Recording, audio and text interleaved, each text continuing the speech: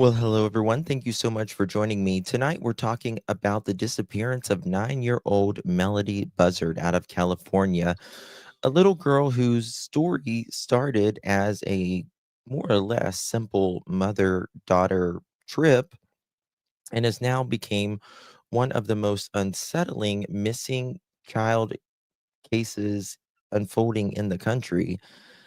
And on October 7th, Melodee and her mother, Ashley Buzzard, rented a white 2024 Chevrolet Malibu in Lompoc, California. This is the last time anyone physically saw Melodee alive and safe.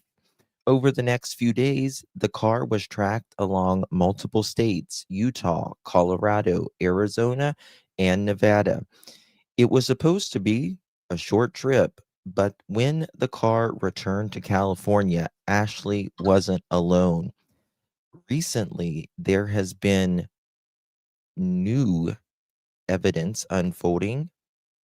We've had that picture of Melodee, but there's more, a lot more to talk about on the other side of this.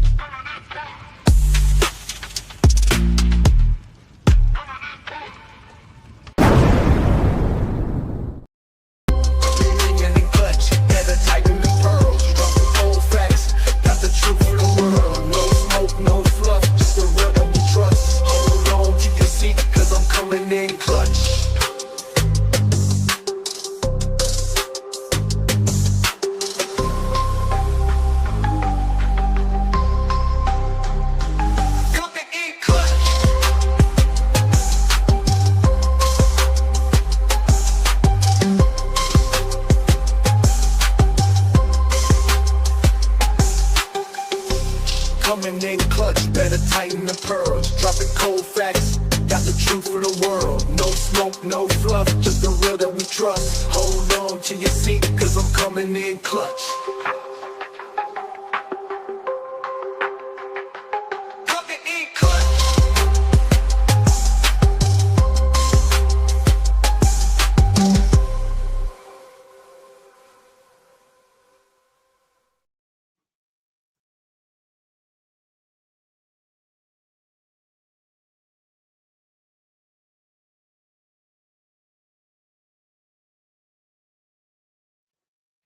Well, hello, hello, hello, everyone. Thank you so much for joining me. Really do appreciate your time. You could have chosen to be anywhere on YouTube. You have a lot of options, anywhere on the internet, anywhere in the world, and you chose to be right here. I know your time is very valuable, and I do appreciate you spending some time with me. Today is November 4th, 2025. It is currently 5:39 p.m. in the East Coast of the United States. Bonjour. Hello, hello, my beautiful pearls. Thank you all so much for joining me. A lot to talk about. This just got more bizarre. The Melodee Buzzard case. And it's a weird one. It really is. And thank you, Carol, for being mobile. It's getting very weird. You usually don't see 9-year-olds placed in wigs, and the mother, very bizarre. Lots to talk about. Good to see you, Trish, YouTuber, Ruby, Sharon, Lady Gracious, Angel of Light, Sheila, Pam, Robin, Seriously, Adrian, Canadian Cookie, me and sorry, me and for Bama. Is it, or sorry, is it Mandy? Is it Mandy for Bama? It's blonde something. I'm so blonde. Robin, Susan, Connie, Ruby. Let's see here. Stephanie, Blessed Happy Nana, Abigail, Mallory, Carla, Sassy, Pam, Catherine, Maud, Robin, Lady Gracious. Who else do we got? V8 Patriot up in here. CR, Stephanie James, um, Lily, Sheila. It's Mandy. I made that way more complicated than it had to be. People tell me that all the time. You make things a lot more complicated to be something. Angel Wings, Susan, everyone, good to see you. Just blame it on the floor, Reno. It's driving me nuts, Mohawk. It certainly is. Hello, DC. Everyone, good to see you. Thank you all so much for joining me. If you don't mind, before we get started, for everyone filing in the chat and my replay crew, how are you? Make sure you hit that thumbs up button. Would really, really, really appreciate that. And share this live out for extra bonus points and 10 years of good luck. Just saying. Just saying. You know what I mean? Okay. All right. Moving forward here. All right. So let me give you a little bit of the backstory on like everything if you're not familiar with this case. If you're not familiar with it, right? Most of you probably are. But if you're not, let me just show you who little Melodee Buzzard is. You're not late, Kelly. You're not late. We have a 15-minute grace period here before you get a late slip. So you are just in time. You are just in time. Okay, here we go. So this is little Melodee Buzzard, and Melodee was born February 10th, 2016, making her 9 years old at the time of her disappearance. She's described as 4'6", around 60 pounds, brown curly hair, brown eyes, though her appearance may have changed, right? The last verified sighting, right, of anyone seeing her, October 7th, 2025. She and her mother, Ashley Buzzard, was seen in a rental car and at the Lompoc Vandenberg Village area in Santa Barbara County, California. They left on a road trip in that white 2024 Chevrolet Malibu, and the license plate number on that is 9M as in Mary, N as in Nancy, G as in Great 101 on October 7th. On October 8th, the vehicle was seen, get this, with a New York license plate. C as in Charlie, G as in Gary, 9677. Yes, the changing of the plate. Now, why would a mother in a rental car be changing a license plate? Well, I'll give you my opinion on this. There is cameras constantly tracking us. Whether you realize it or not, you are driving in the city, you are driving down an interstate. There is cameras tracking you. And they left with this license plate again, with a California license plate. The next day, on October 8th, there is a New York license plate believed to be fake and it was switched to avoid detection. Investigators tracked the route over several states: the Green River, Utah, how do you pronounce this? Panguitch, Utah, Northwest Arizona, Prim, Nevada, Ranchero, California, and on or about October 9th as the return path for Ashley. Melodee was last captured on video surveillance on October 9th in a region between the Colorado and the Utah border. On October 10th, the mother, Ashley, returned alone to her Lompoc uh, home, and the rental and the plate was restored to the California plate, but Melodee was not with her. So we're looking from the October 7th to October 10th. That license plate has been changed. Mm.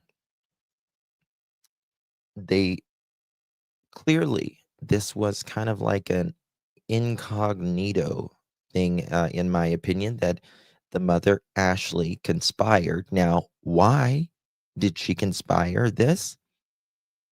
That's the question.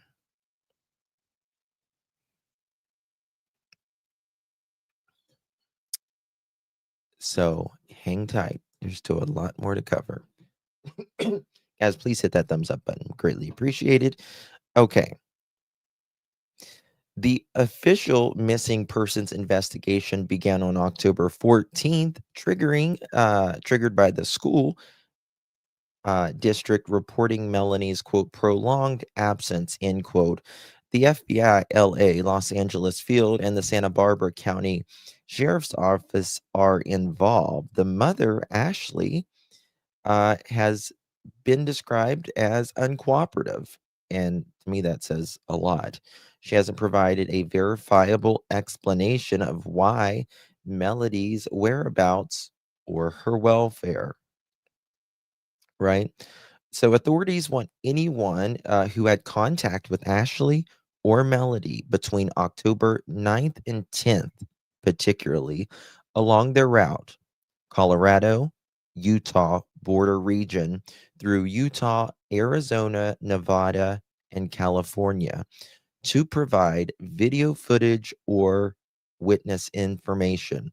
If you saw them at a gas station, if you was the clerk at the gas station or a restaurant or um uh uh like a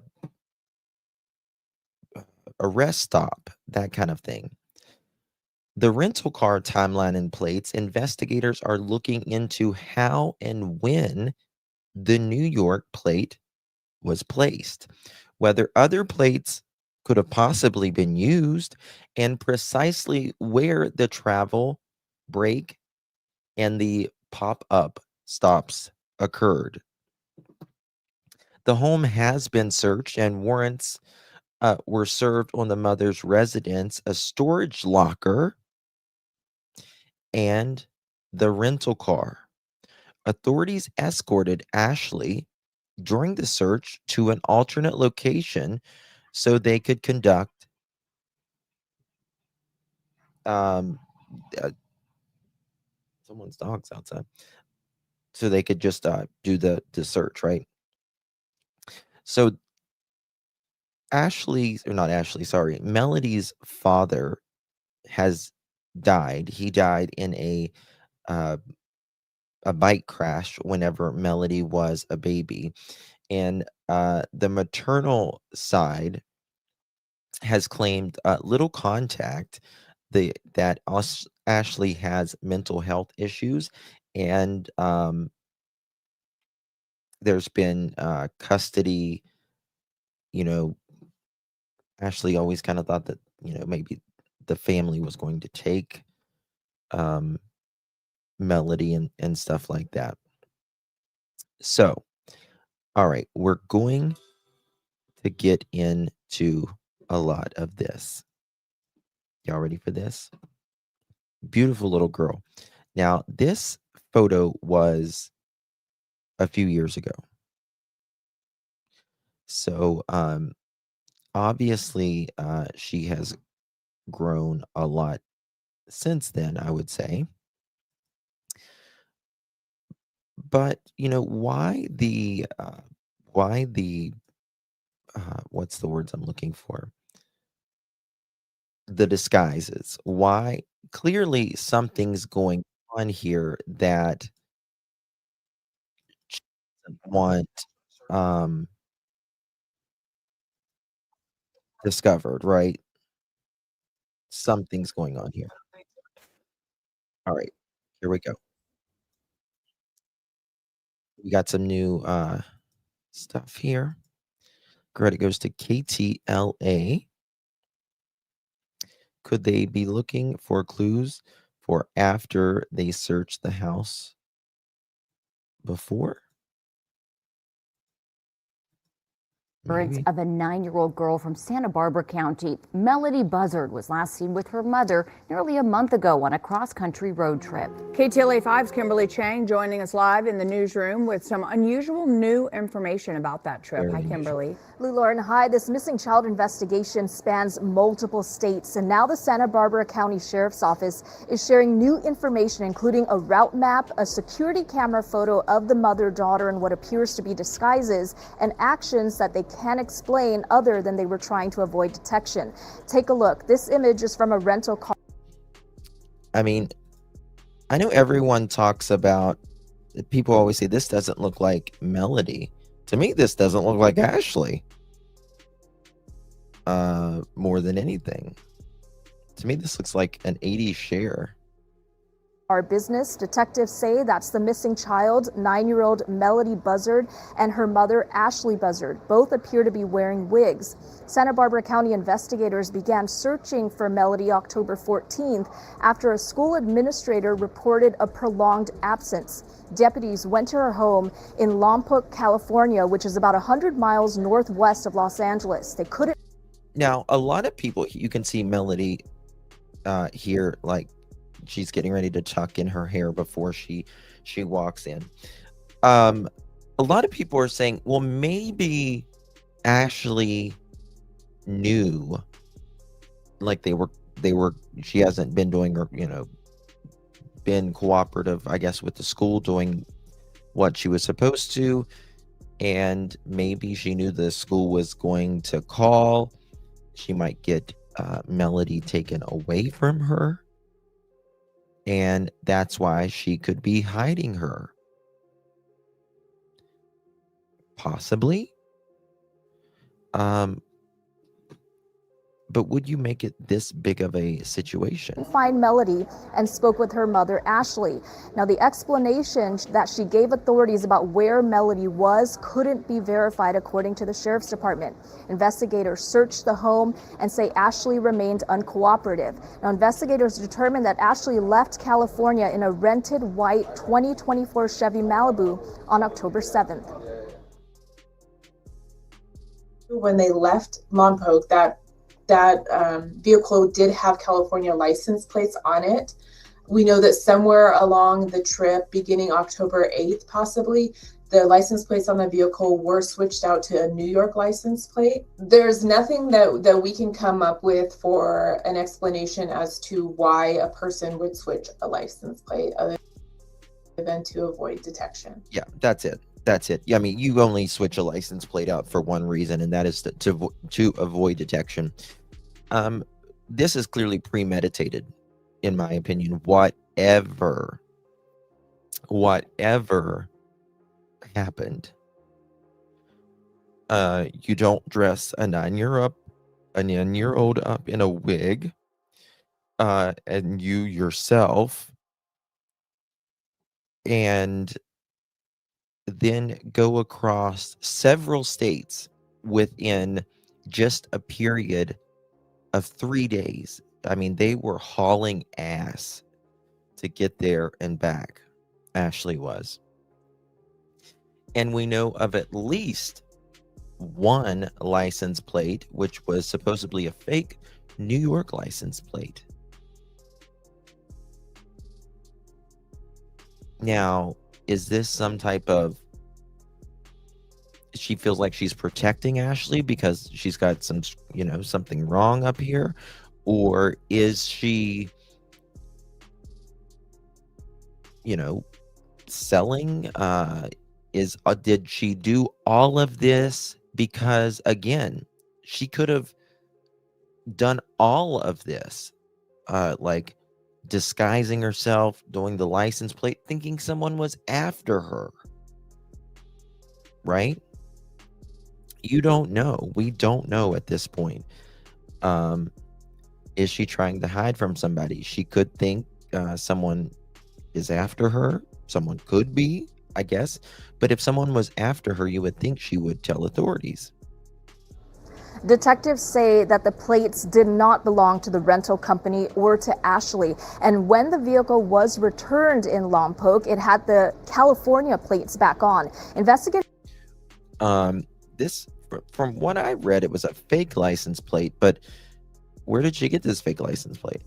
Believe that Melodee and Ashley traveled as far as Nebraska, and on their return trip stopped in Kansas. Melodee was last seen on video surveillance on October 9th in the area of the Colorado-Utah border. Authorities believe there were stops in Utah, Arizona, Nevada, and Rancho Cucamonga on October 9th, and they're asking for the public's help to find Melodee. We do know that Ashley does consistently wear wigs. I disagree. I think they can arrest her. They might not be able to hold her for. I mean, well, it just depends. But if she's not cooperating, and the care of she is Ashley is supposed to be caring for Melodee. She needs to say what happened if her daughter is safe, sound, and all that. But I'll be honest with you, the reason I think they have not arrested her is because it is much, it's better for Ashley to be out and that they can watch her and see what she is doing. It's more valuable for them to be watching her, listening to her, seeing what she is doing outside of jail than inside of jail right now, in my opinion.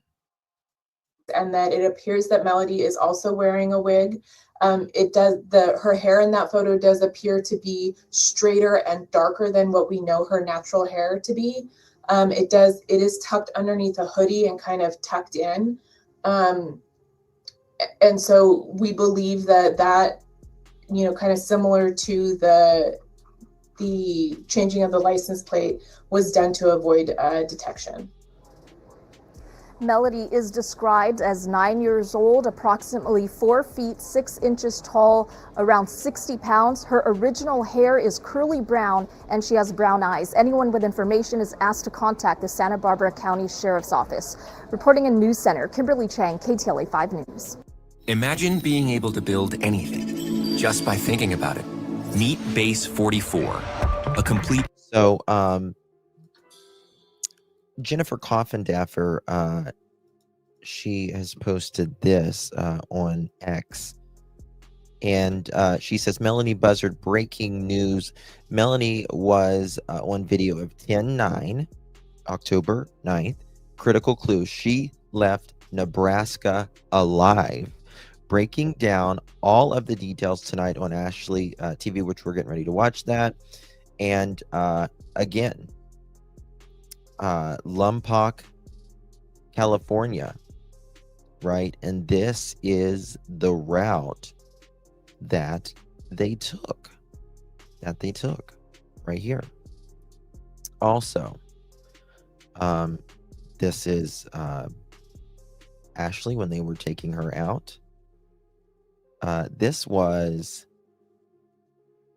a Google Earth that they happened out of it. It's just amazing to me, this photo.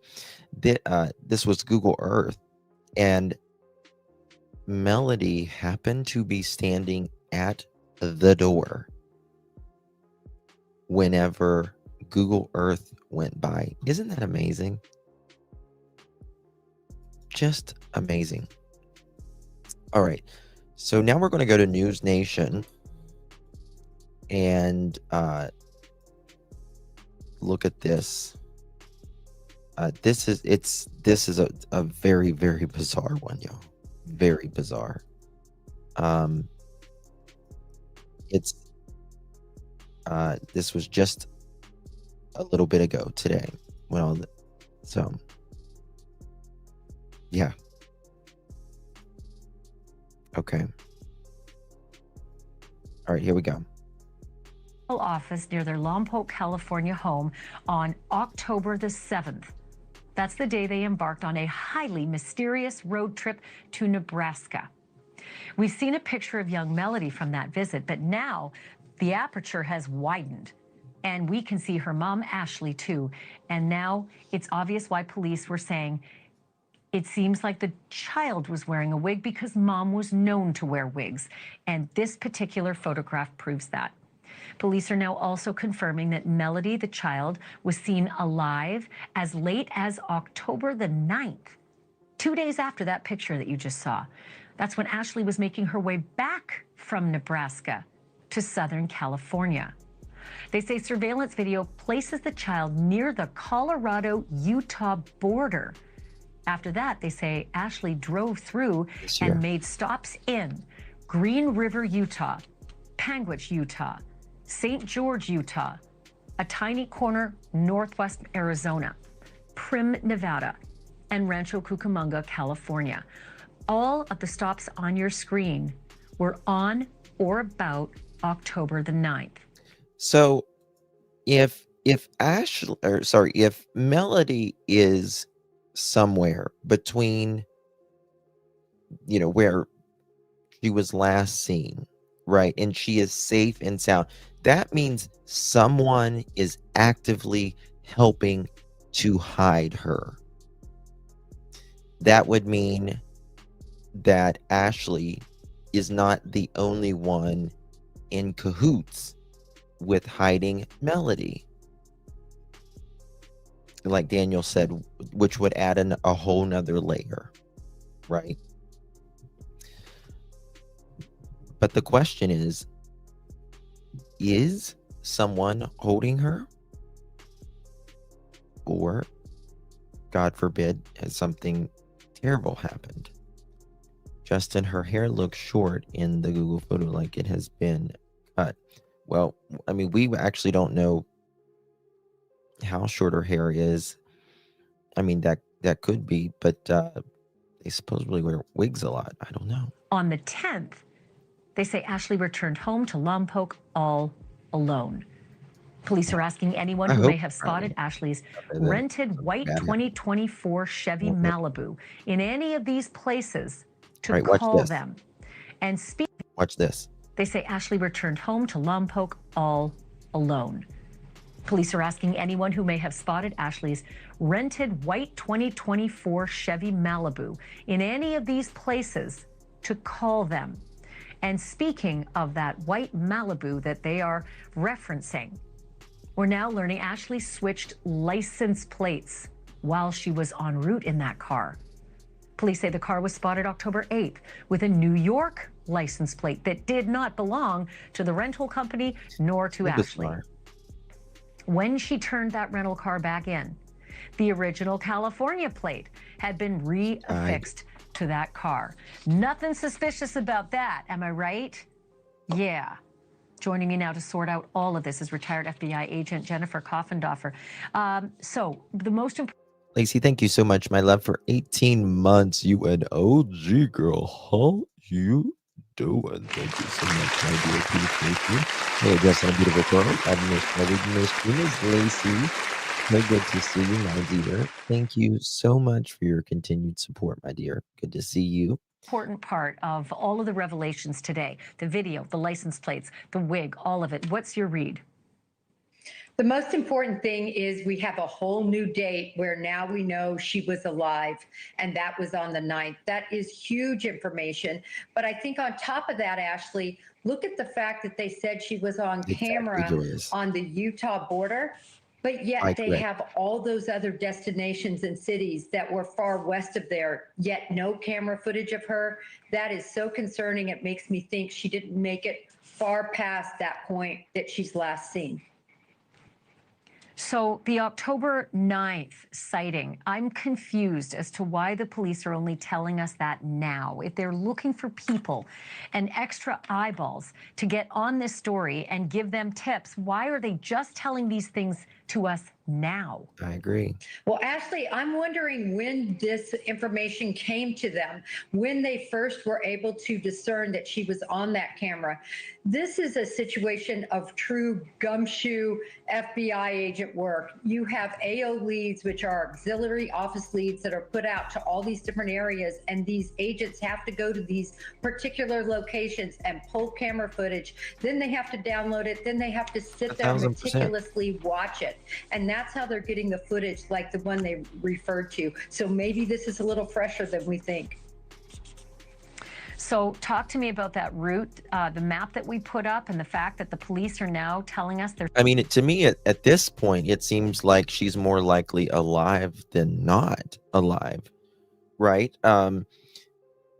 Again, now Ashley has lost another child to CPS before. Is this why she did this? You know, she's afraid to lose Melodee, perhaps. But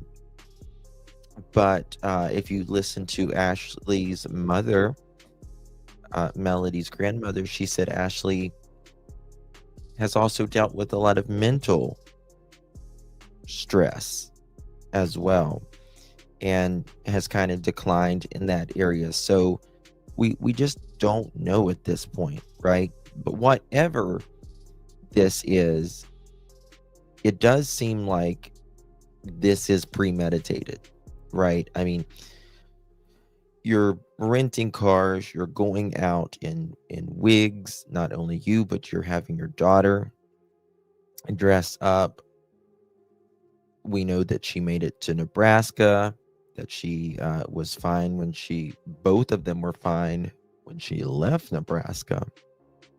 But somewhere along, 20 hours or maybe even less, Melodee something happened. She was either dropped, hopefully, given to someone safe. But again, if someone has Melodee, the best thing you can do is just call the authorities and say, I was scared, I was confused, I wanted to help Ashley, I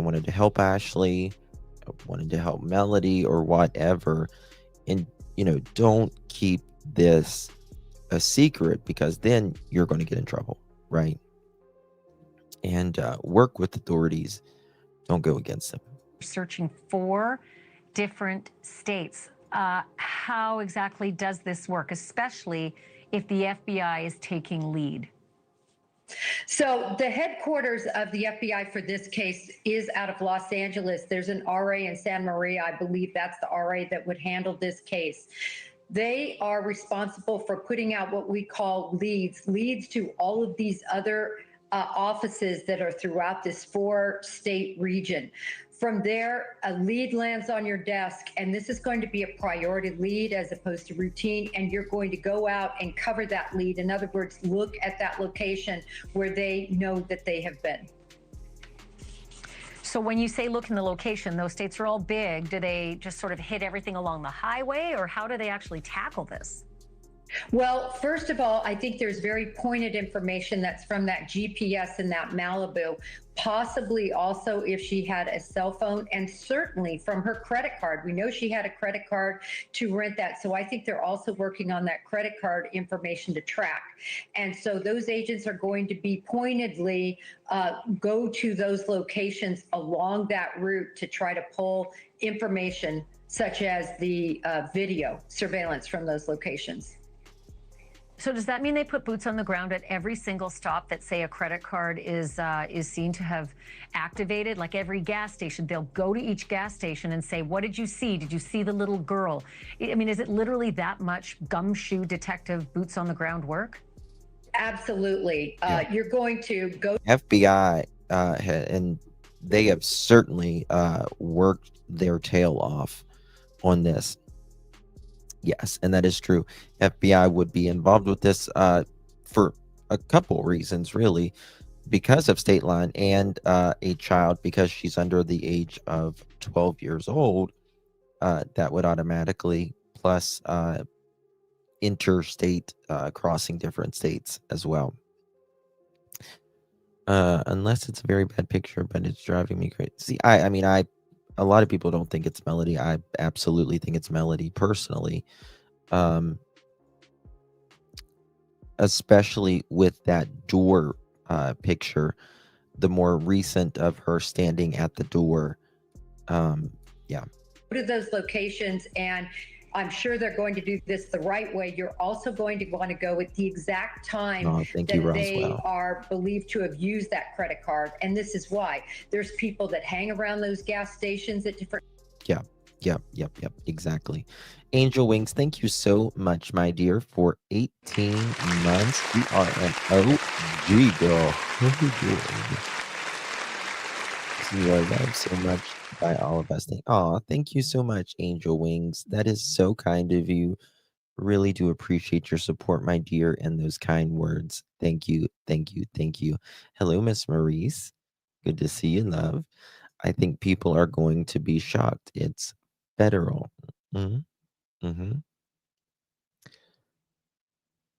It sounds like she wanted to hide her, like she's not thinking straight. Something is not right. Yes, but the thing is, who does she know? Who does she know that would actually hold her like this? Does the person not realize that there is this search going on for Melodee? I don't know. Who does she know in that area? You know, that's really the question.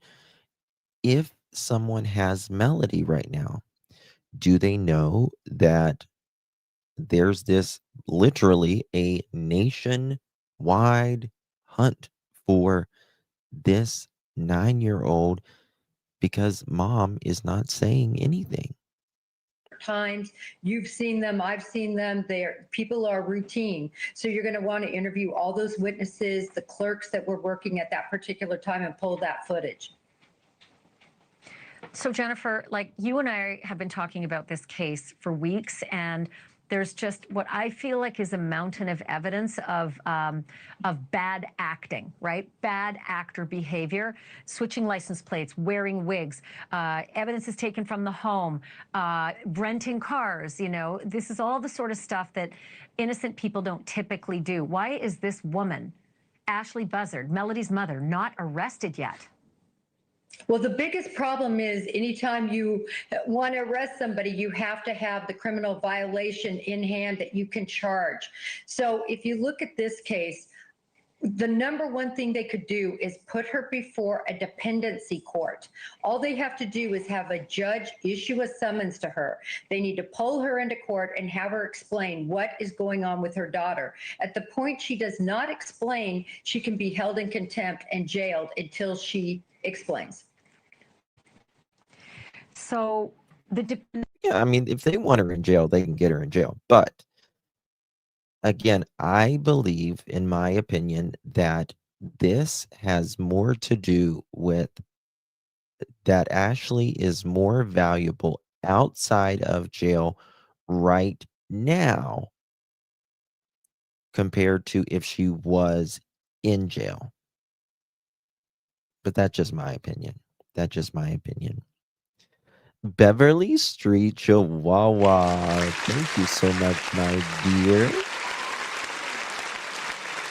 Thank you for becoming a Pearl member and your membership. Thank you so much, my love. Really do appreciate you, my dear.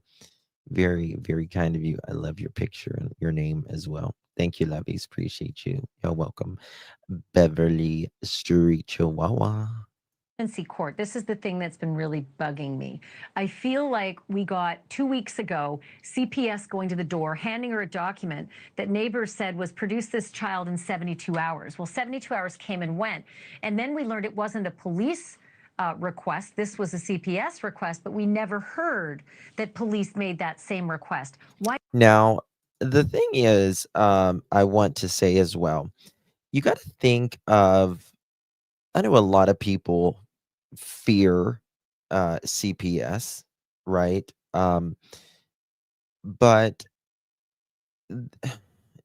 there's really nothing to fear if you are taking care of your child fine, right?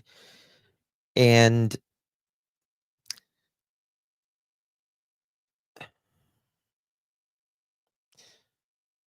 it's Ashley, like we said, has had a son taken away, and there had been it had been described as the house was a complete health and safety disaster, and that there was old food in the refrigerator that the child or children may have been eating from the fridge, like rotten, nasty food. And, if that is the case, I don't understand why she wouldn't just clean up her act before CPS would have came there if she thought they were coming there, rather than put disguises on, drive across several states, switching license plates and all of that stuff. CPS does not want to take your children. They really don't. They only do this if there is it is an immediate safety hazard to your child, right?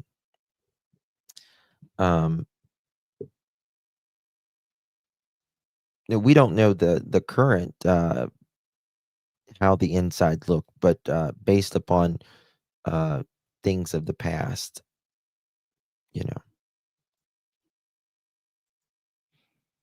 unless she has a third, unless she has a third, she has a son in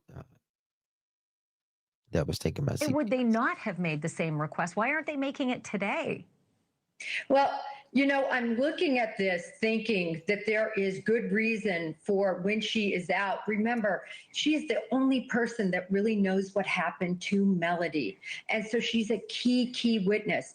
For instance, that storage locker, do they know about the storage locker from the credit card information? Or was she frequently going to that storage locker? I am sure they have her under surveillance, and she's providing information unwittingly about just through her actions now. Again, surveillance is one thing. Arresting someone and then scaring the bejesus out of them with, potential murder charges until she coughs up information, that's another thing. Is that just not a good strategy? I don't think it's that it's not a good strategy. I think that they're toiling with what are they going to arrest her for. Any parent can take a child and have them go and visit an individual that they deem appropriate to visit. That's not a crime. Certainly everything she's doing and everything we know. Yeah, Lisa, I mean, it's not about necessarily judging, but the past behaviors is very indicative of how someone will behave in the future. It just is. It's not so much judgment, it's just a place to look. You know what I mean? Uh, it just is what it is. Leads us to think this is a crime that she has possibly committed. But Ashley, the truancy law changed October 1st in California. So to me, the truancy would have been the number one thing they could have charged her with. But now that's not a criminal violation as of literally October 1st. Should be. Makes me livid. All right, last question. Are they watching for a major mistake being made on the part of Ashley Buzzard? And if so, what's that mistake they're looking for? Well, Ashley, do you remember when we talked about a week and a half ago, the cars that she tried to rent? I think that could have been a key clue if she would have been able to rent those cars. Was she going back to the location that she left Melodee? That's the kind of mistake they're looking for, and that's what they're hoping, that somehow that she will make a huge mistake like that and lead them to Melodee. Not hoping that she's listening to this, but how on earth do you keep eyes on someone like this so that she doesn't disappear into the ether? Well, there's cameras that can be put on in her neighborhood and that can watch her. And Oh yeah, you can bet she is being watched. Hey Judy, good to see you, my dear. Yeah, they're definitely watching her. Hey, Marie's coming in like at 19 months. You're OG. Having the hugs from Mama to Justin. Oh, love you, darling. I know, baby. Mama is up in heaven looking down. Love you, darling. Thank you so much for your continued support, Miss Maurice. Love you, friend. I would believe that they have that in place and are watching her remotely. Jennifer Coffendorfer, I hope we end up meeting in a different circumstance, and that is, good news that they found this girl and that hopefully they'll put her into some kind of a custodial situation where she can live out her middle school. I mean, she's barely even in middle school. I think at 9 she might still be in elementary school. But thank you for your analysis. Yeah, whatever the cause, whether, mom is having some really bad, some mental health issues or whatever, she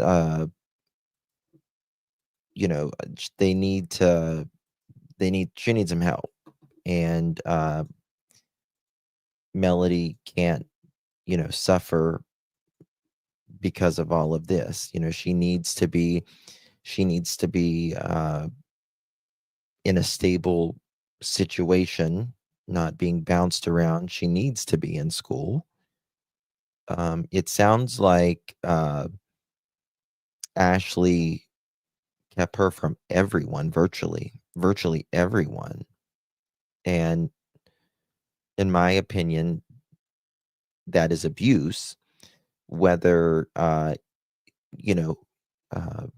sometimes if, Ashley feels like she's protecting Melodee just by, not letting anybody get to her. She could have something going on up here, but still kids need to have an active social enrichment, life, especially at that age. Ashley Buzzard, come to your television set. Take a look at this. This is from that California rental car business back on October the 7th. And as you can see, both Melodee and Ashley are wearing wigs on this same day. Why? Detectives confirmed that Ashley left California with Melodee in a 2024 Chevrolet Malibu with California plates. Law enforcement believe that the two traveled as far as Nebraska with a return trip to Kansas. Detectives have now confirmed that I think that's her. Melodee in the my attention growth. Well, hold on one second. Why am I getting a commercial? Okay, sorry. I don't got it on my ad-free one. 1 second. With the new information being released, we're asking, Could this possibly be a human trafficking case? Be Or could it be a very well. homicide case? Very possible. Or could it be something else? Let's bring in our very seasoned law enforcement experts. He's a retired police commander with the Nassau County, New York K-9 unit, Lieutenant Mike Gould, also the owner of Houndstown, USA, and a K-9 expert. Also, private investigator with Black Ops Private Investigators, Manuel Gomez, also served in the NYPD and in our military. Good morning to you, gentlemen, and thank you for being on the show. So I want to start with that photograph. Absolutely, Abigail. Because we've seen the photo of Melodee before wearing the wig, where she's got straighter hair. She's got that beautiful natural curly hair. And then now we're seeing Mom in the picture. And this morning Yes. I'm talking to my incredible line. Yes, they have released that license plate number. The New York plate number was H as in Harry, C as in Charlie, G as in Greg, 9677. That is that. And again, it's New York plate H as in Harry, C as in Charlie, G as in Greg, 9677. It was on a white Chevrolet Malibu. You're going to be looking between October 8th and to the 10th maximum, but really 8th and 9th, really. There could have been other license plate that they just don't even know yet, though. Yeah, the father passed away in a motorcycle accident when Melodee was just a baby. Yeah.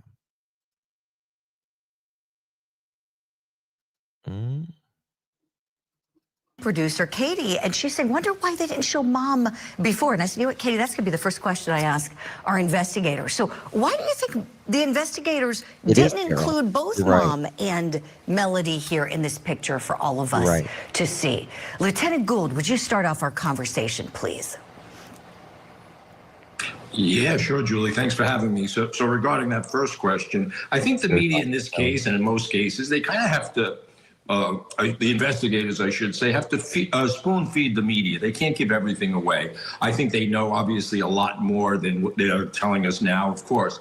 Regarding the wigs, I mean, you suggested yesterday about human trafficking, and I kind of dismissed it as a mother would never do that. But after reflecting, I'm like the nosy neighbor that lives next door, and I started thinking a little bit more.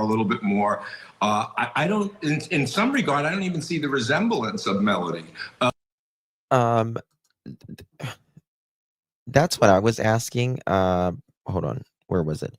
Well, that stolen plate is someone's. Whose is it? From what I understand, it was a fake plate, a fake license plate. You know, where did she transfer this license plate? Was it at a gas station? Was it at a park and ride, a rest stop? You know, she had to change it sometimes. Nurse 97, I think it was a different time. In that photo, I'm not sure why these exaggerated wigs would be used. You can walk around with a COVID mask right now and a hoodie and hide your identity without as much suspicion as a big. Oh, absolutely. The entire reason someone changes a plate is they don't want to be tracked. There is cameras tracking us at all times, on the interstate, in town, all of that, and the police can pull a lot of that up at any moment. And that's exactly why, they're in disguise. They don't want them. She doesn't want whoever to see this, that it would be Ashley and Melodee. Haired wig. Why? That's an excellent point, Lieutenant. And, yesterday you and I continued our conversation off camera, which was great, about Melodee. And to your point just now, the photos from the rental car place You're right. You kind of look at it and go, is this the child we see in the other photograph? It looks like a school picture that's been circulating by the FBI and by the news media largely across the U.S. There it is. And I think that this must be years ago, because I'm looking at her teeth and I'm thinking they look like baby teeth to me. And so I'm thinking that. Yeah, these are baby teeth for sure. And these aren't, I don't think. Yeah, it used to be you could purchase. A lot of people used to purchase license plates. They would collect them from all different states or provinces or countries or whatever. Now in the United States, you have to physically turn in your license plate, or otherwise you're not getting a new plate. So there's that. So it would probably have to be an older plate. If it was a real plate. This photo must be old. I don't know how many years old. We don't have the benefit of that information at Court TV. But Manuel Gomez, what say you about this comparison? Is this the same girl here?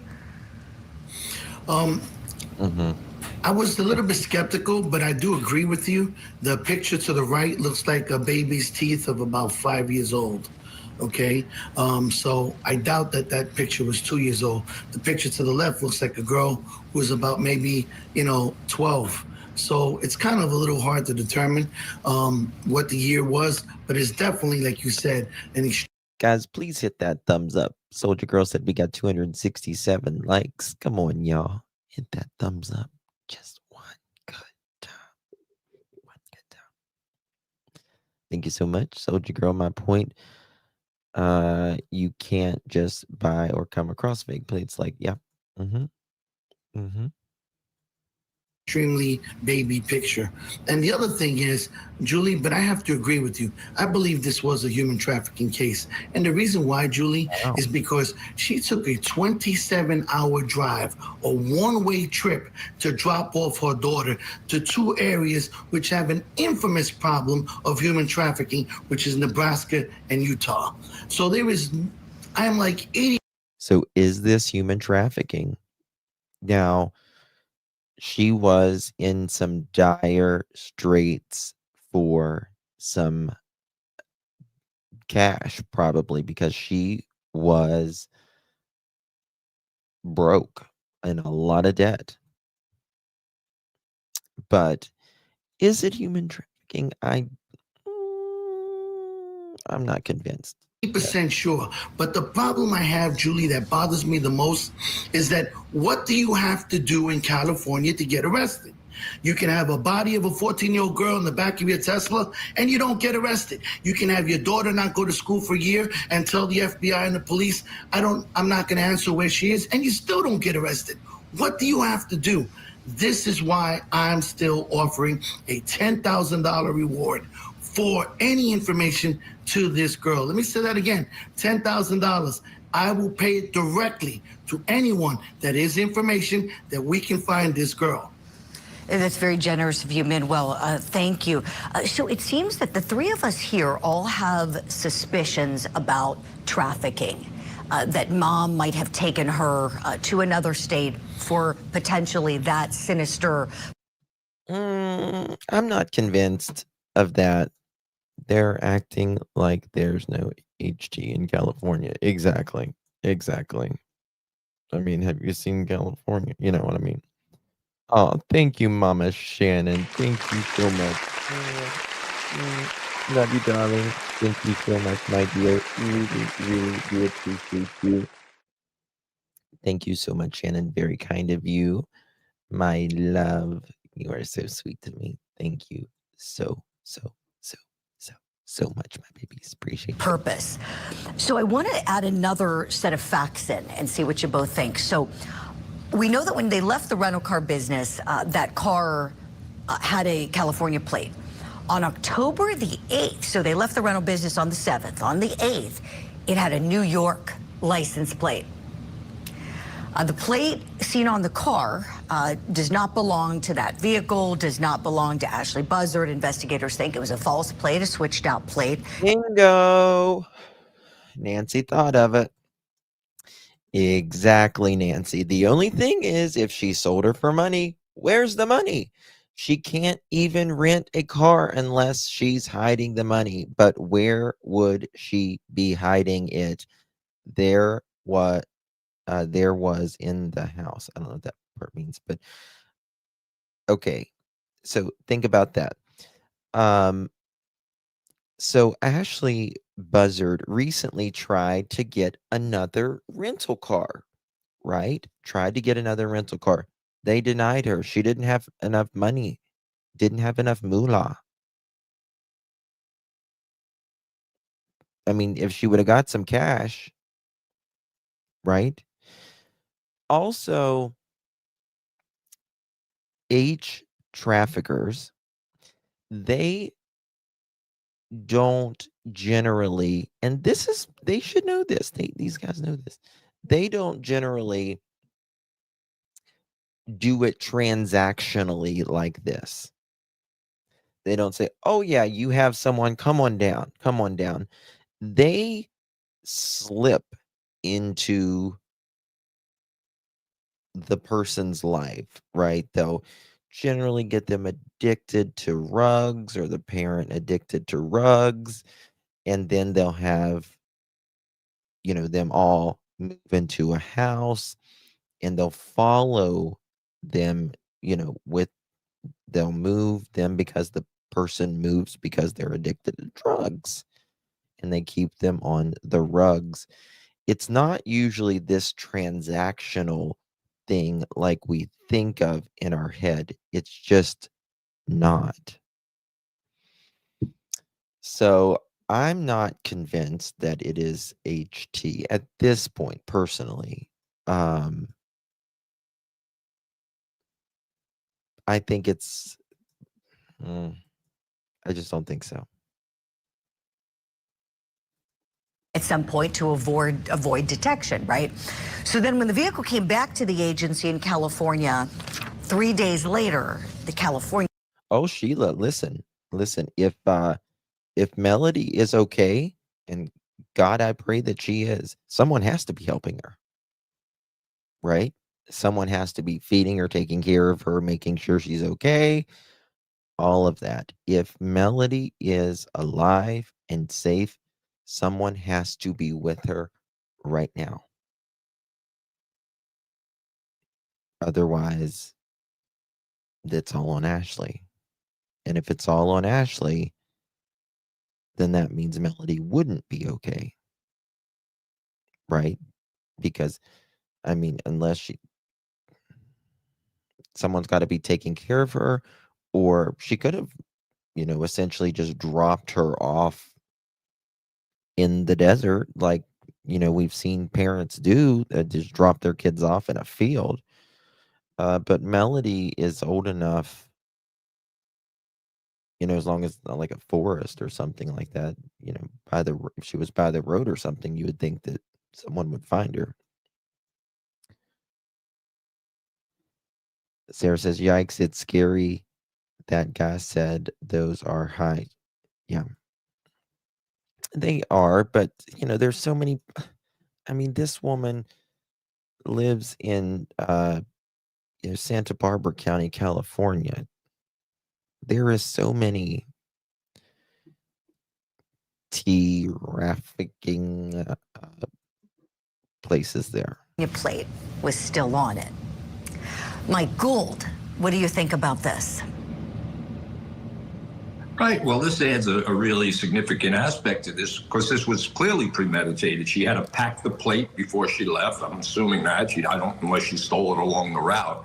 But this is, as Manuel said, which I'm in total agreement, this was premeditated. And I'm a little more optimistic today than I was yesterday that there might be a co-conspirator somewhere where they're transporting this child or other children. Exactly. Like I said, I'm not 100% convinced. Again, this picture was over 2 years old for certain. And look, I don't know why there's not more recent. I got 10,000 pictures of my grandchildren in my phone. So I don't know why there would be this lapse and why there's not a more current photo.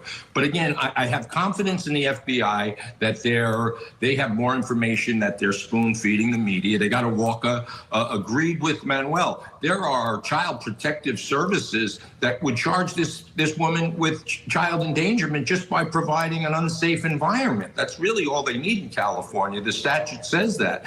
And the child doesn't even have to be really in harm's way. You just have to be a bad decision maker as a parent, and you could be charged with child endangerment. So I think that the FBI is a little ahead of us on this. And as this, they're going to release more evidence. There's a motive to why they're not arresting her. I think they want to just surveil her, who she's contacting, where she's going.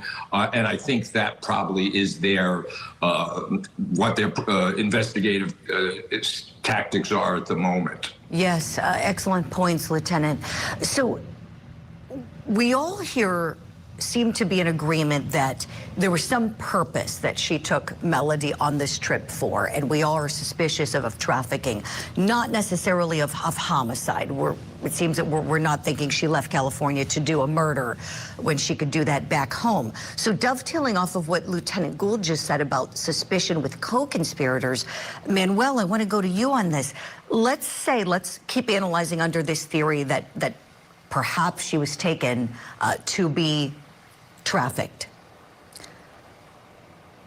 How would Melodee know where to take her? Must there be co-conspirators then, if that's the situation? There have to be. Yes, I agree with Mike. There's most likely. There has to be a co-conspirator if Melodee is okay. It's just that simple. Likely co-conspirators, and the fact that she changed the plate, she's wearing wigs, she did a one-way trip, okay? It leans more towards trafficking, not a murder, okay? But remember, Julie, trafficking is a murder. You know why? Because at the end of the day, when they're done human trafficking you, 98% of the people get killed. Maybe 2% luckily escape. The problem is, like Mike said, she needs to be arrested for child endangerment. Julie, you and I have seen numerous cases where the parent doesn't discuss where the body is. Perfect example, Manuel Haro. The fact is, this woman is not going to talk. The only way you're going to loosen her tongue is to get her in jail and for a judge to force her to speak. This is the only way. The nice gloves have to be taken off, California. Let's get her in jail. Preach, my friend, preach. No, someone was just in here, someone in here just a second ago, they said, I think they said they were in Utah, and they have only heard it from me. I couldn't agree with you more, Manuel. I've been saying cuff her since they gave her that warning and never made good on it. Don't even get me started. Why bother if you're going to do that? Yeah, great minds think alike, don't we? We're all in agreement on this segment. Throw the mom in jail and let's get this precious girl home.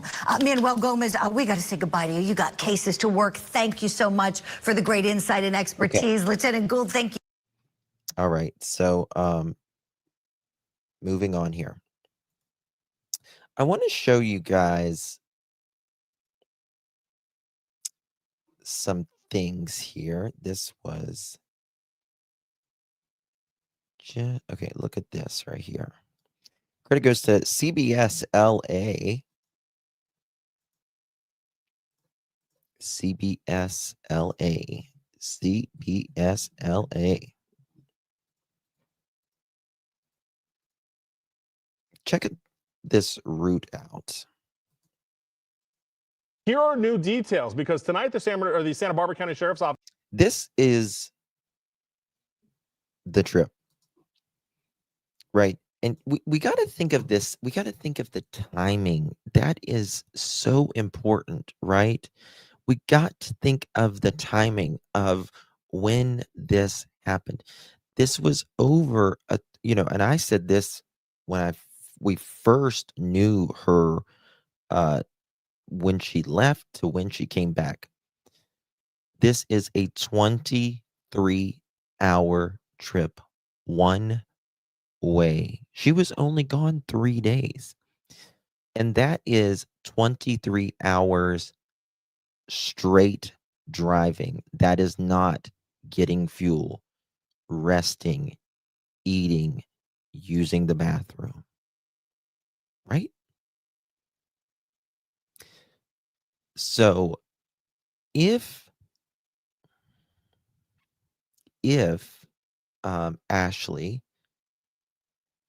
was taking Melodee somewhere, she had to have taken her, dropped her, and hauled butt out of there.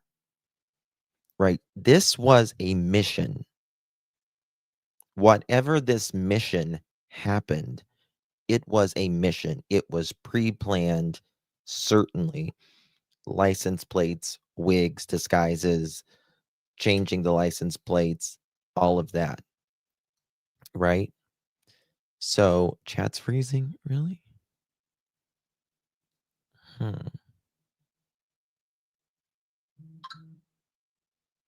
thank you, Judy. It's sweet.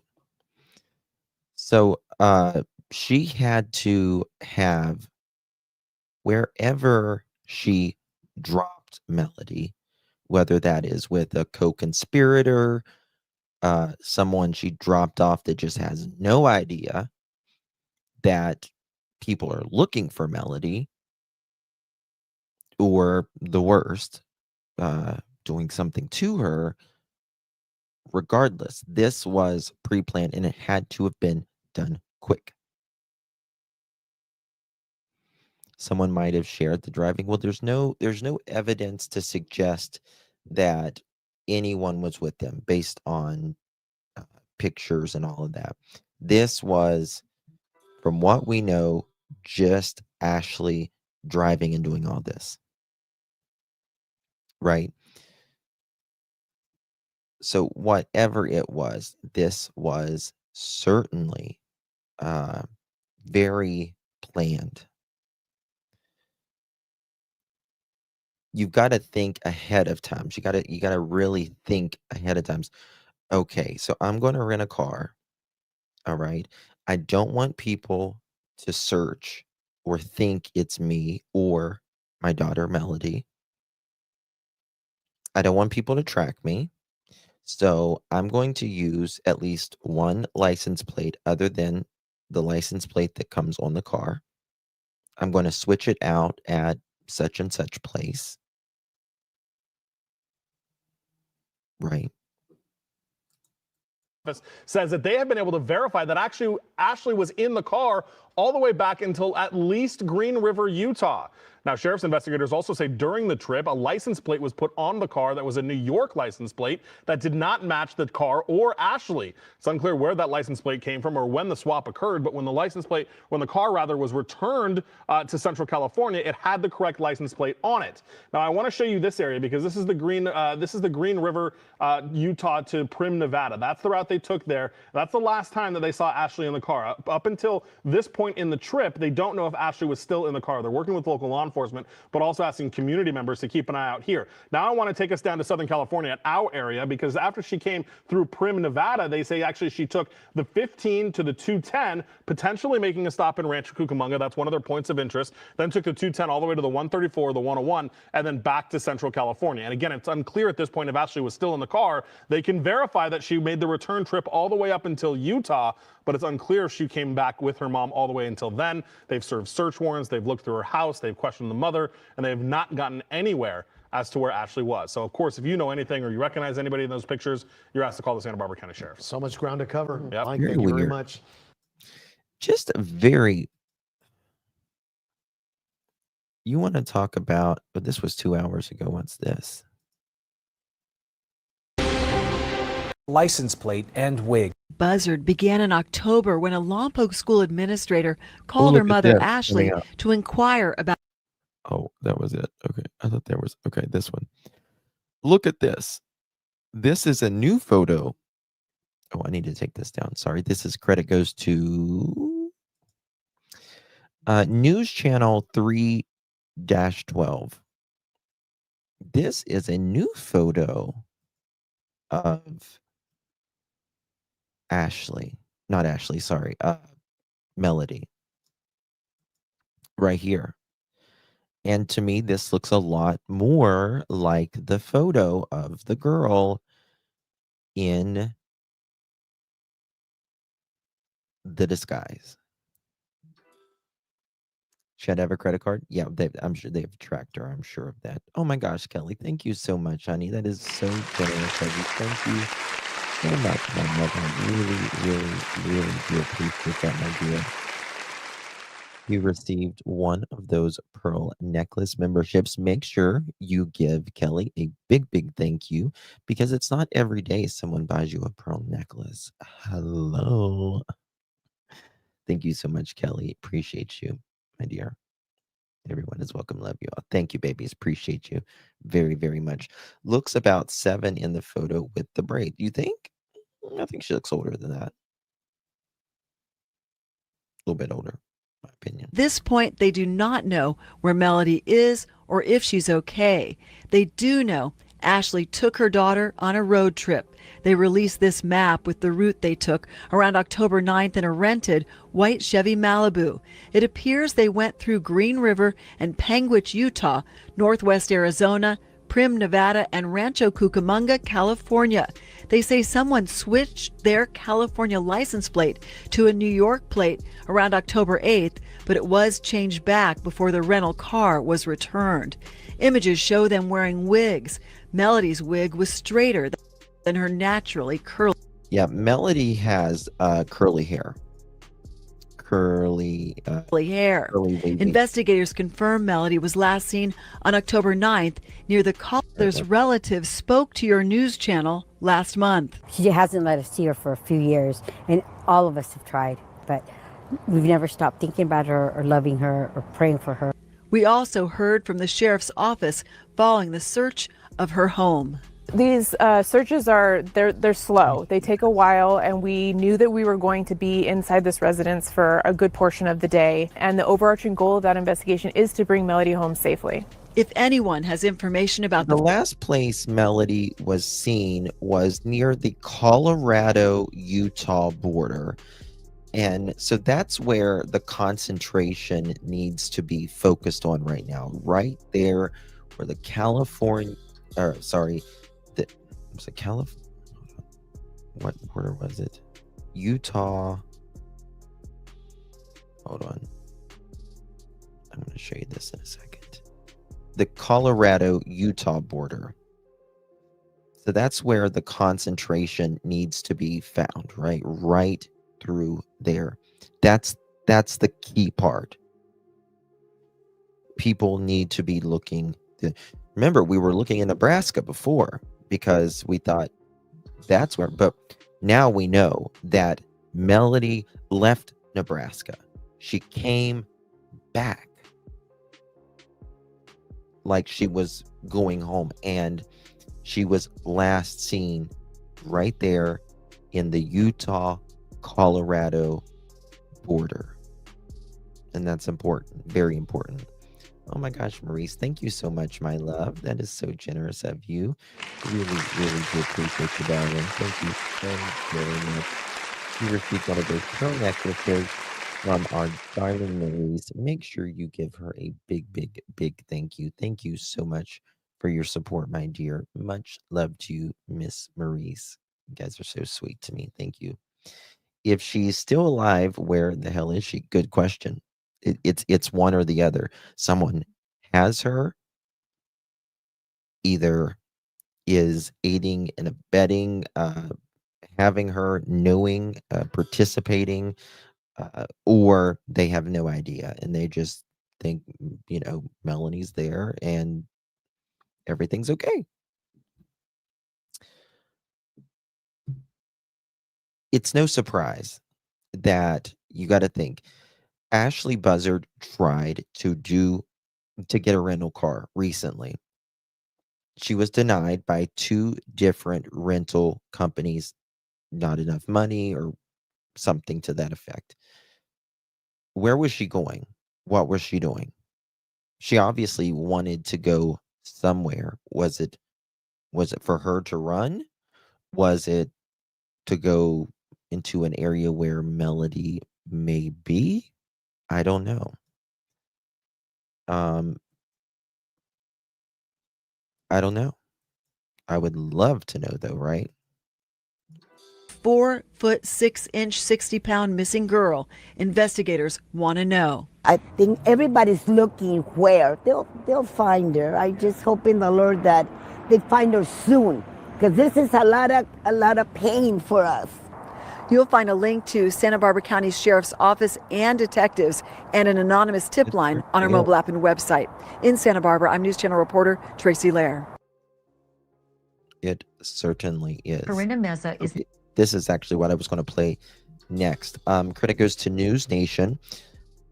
Check this out. This is family. And family always knows more, right? Family always knows more. Check this out. Melodee's sister, and Elizabeth Meza is Melodee's aunt. Thank you, both of you, so much for being with me tonight. Obviously, there's a lot of breaking information that's happening, and this search is going on right now at Ashley Buzzard's house. There's a canine search at the house. They're searching a storage locker. They're also searching the rental car. Are police or authorities keeping you in the loop as to any of what's going on?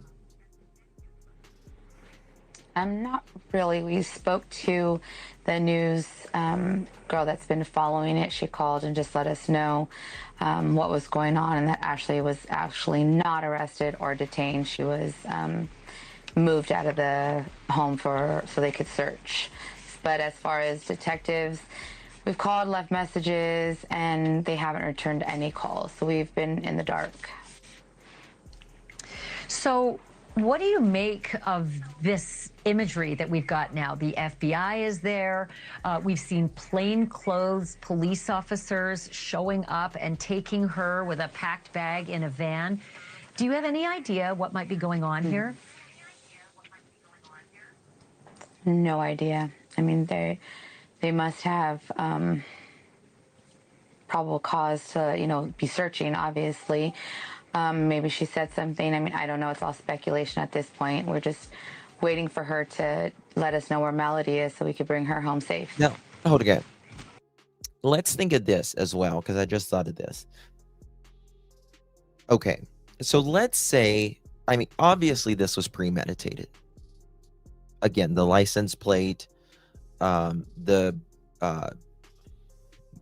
incognito, in disguise, all of that. But let's say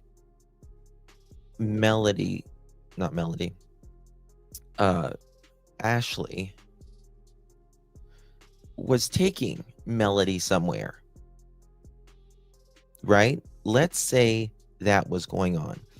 She would have had to have spoken to someone via phone, email, something, right? What did Nightbot do? What did Nightbot do?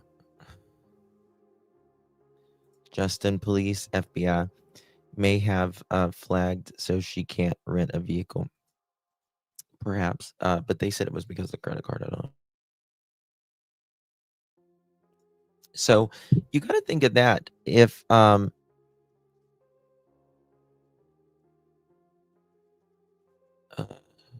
was she scared Melodee's relatives were gonna try to get custody? Just a thought. Well, she may have, but the put Robini in timeout. It shouldn't be putting anybody timeout. Nightbot has gone rogue.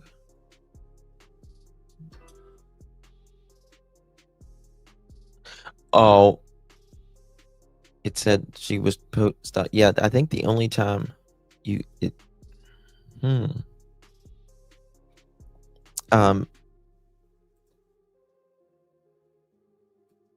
so weird, Robbie. It's not supposed to time anybody. I'll look at this because I didn't give it authority to time anybody out. That's weird. The only thing it's supposed to do is drop links.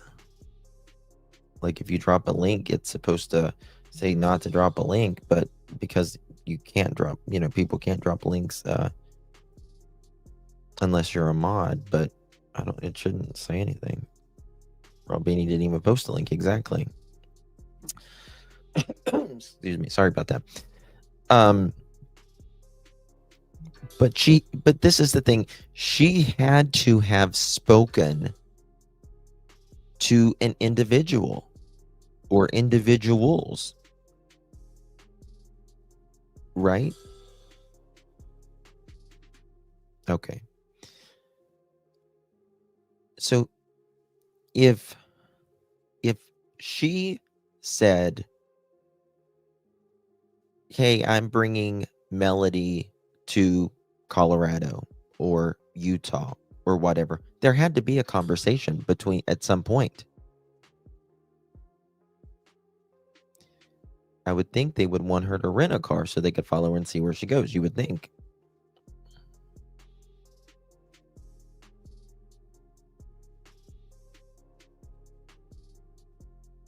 Oh, maybe that's what it was. Maybe a burner phone or whatever, but they could trace that. They could trace all that. So that makes me wonder, has she been speaking to anybody? I agree with that. I do believe she has some paranoia. I totally agree with that.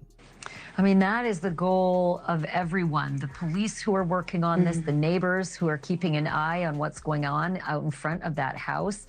There was that other video that I just played early on about showing Ashley Buzzard taking down all of those missing child posters that were out on the front, front sidewalk out in front of her house. It just breaks my heart to see video like this, and I can't imagine what this is like for you guys. Yes, Ashley Buzzard, she was taking down signs that her daughter was missing in front of her house. Yeah, it was extremely hard to watch that. There could be a VoIP phone number.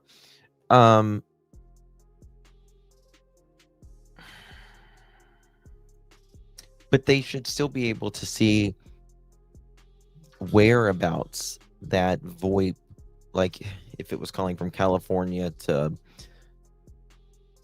Utah, for example. You should be able to see that part.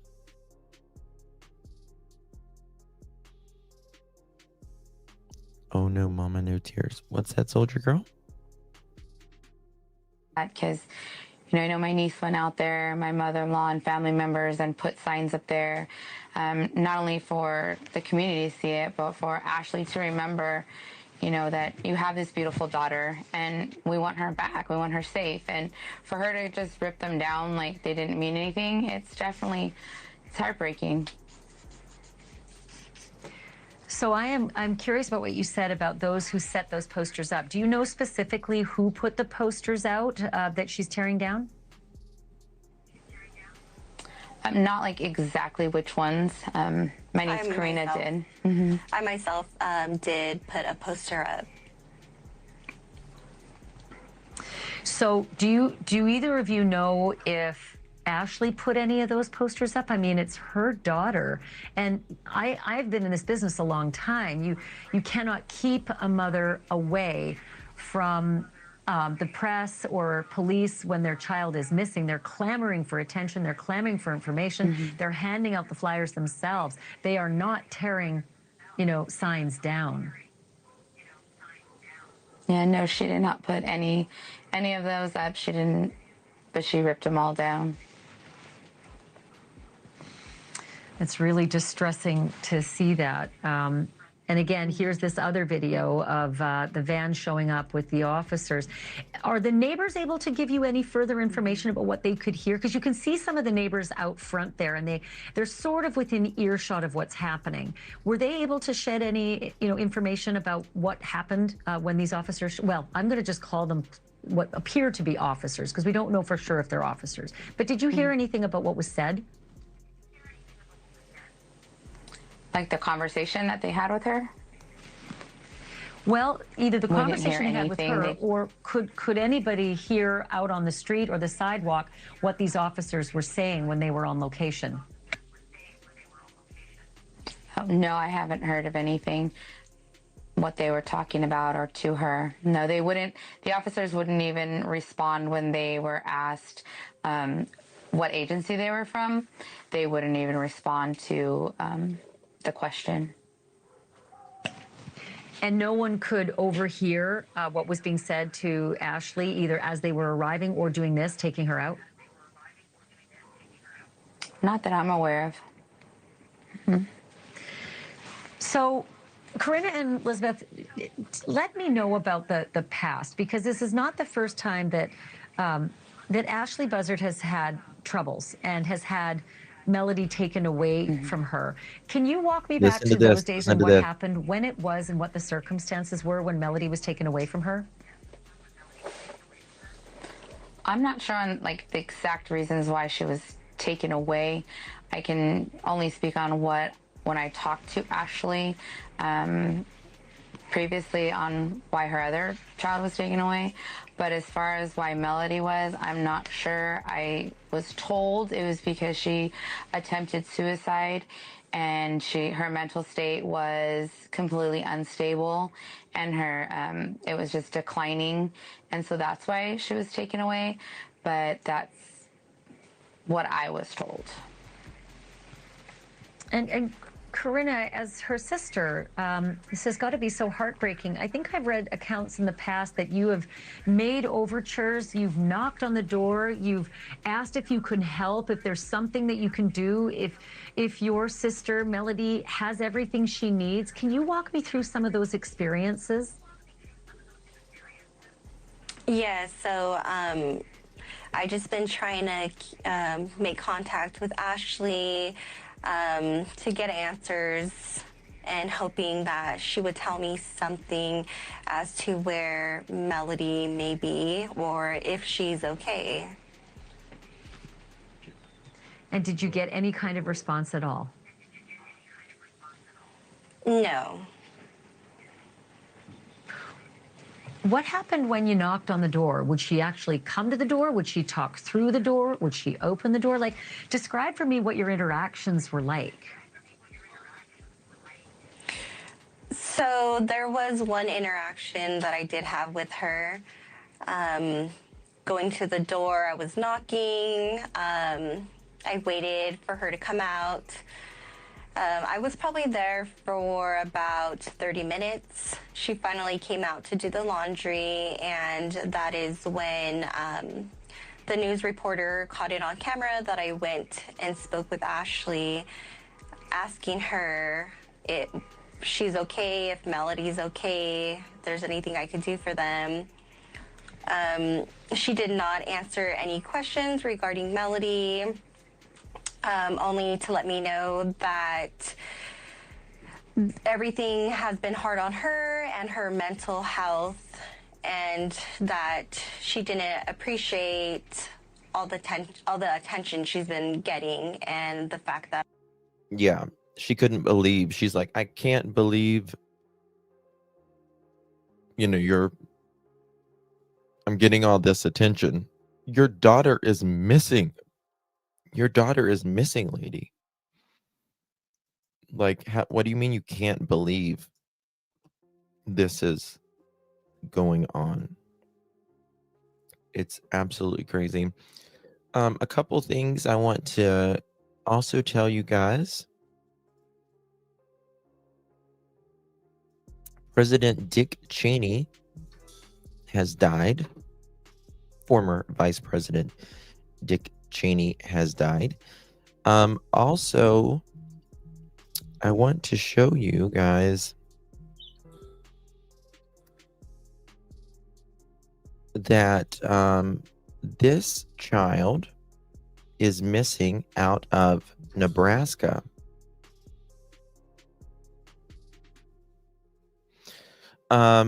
Nain Bethany, am I saying this right? Oh shoot. Am I saying this right? Let's see. Make sure I'm saying this right. Nain Bethany Contreras Pina, 8 years old, was last seen August 3rd in Hastings, Nebraska. She has not been seen since, according to the National Center of Missing and Exploited Children.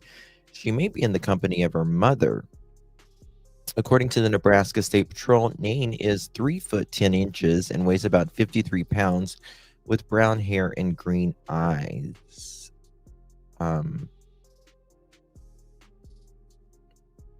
I've been watching this a little bit, this case as well. I was wondering the same thing, Mohawk, unless she went into her backyard. What did Mohawk say? Neighbors said she was hardly seen, but someone stated she would come outside, lock door, go into garage a bit, then unlock the door and go in and locking it again.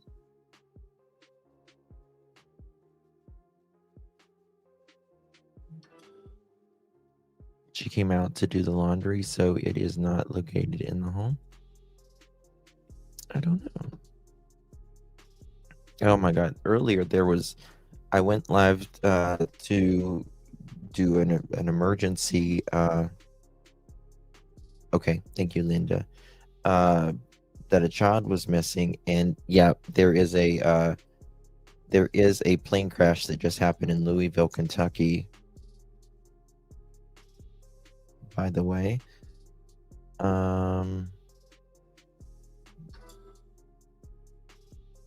what is this?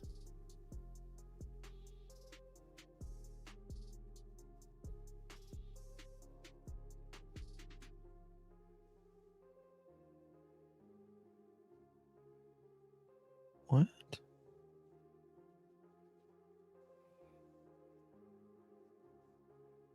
Hold on. No, that's fake, Linda. I'm pretty sure that Darius McDougal thing.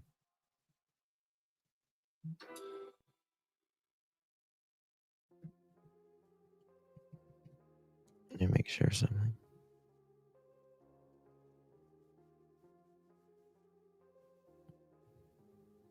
Yeah, Darius McDougal. That one thing you sent me is not real. He's not been found. UPS cargo plane with 7 on board. Yeah. Right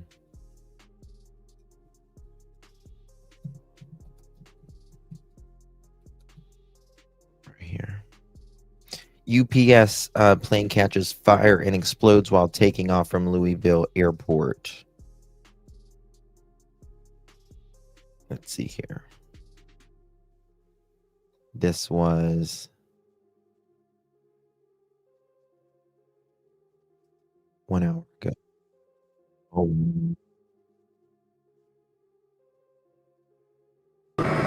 Well beyond the airport, down into this industrial area.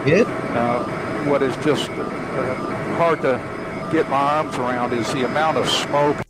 Holy shit.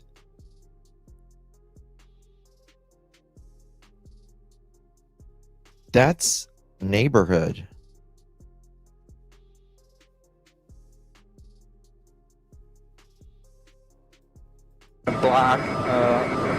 Black smoke and the flames that are down there, which most obviously is Jet A, is the fuel that would have been in this plane that crashed. But you can see that this major fire, it's caused these other buildings on fire down here. So this is a very tragic scene, and we're going to stay over this for quite some time. Back to you guys.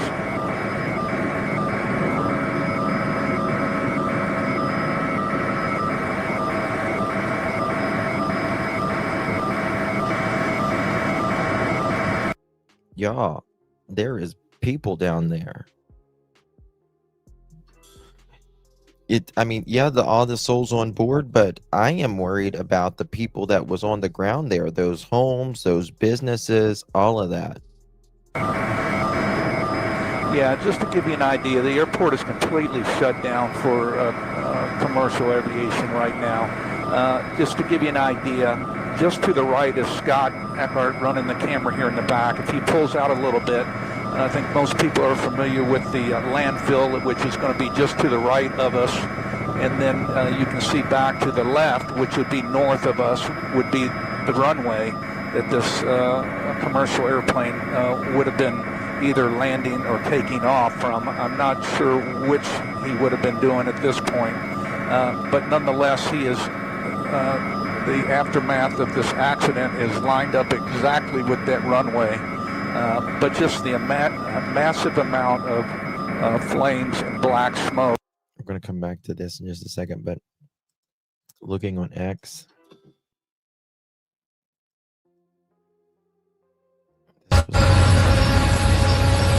Bro, get the fuck away from here, like turn around. Bro, no, hold on. I think it's gonna crash, bro. Holy shit! Holy shit! Holy shit! Damn, they're dead. They are dead, bro.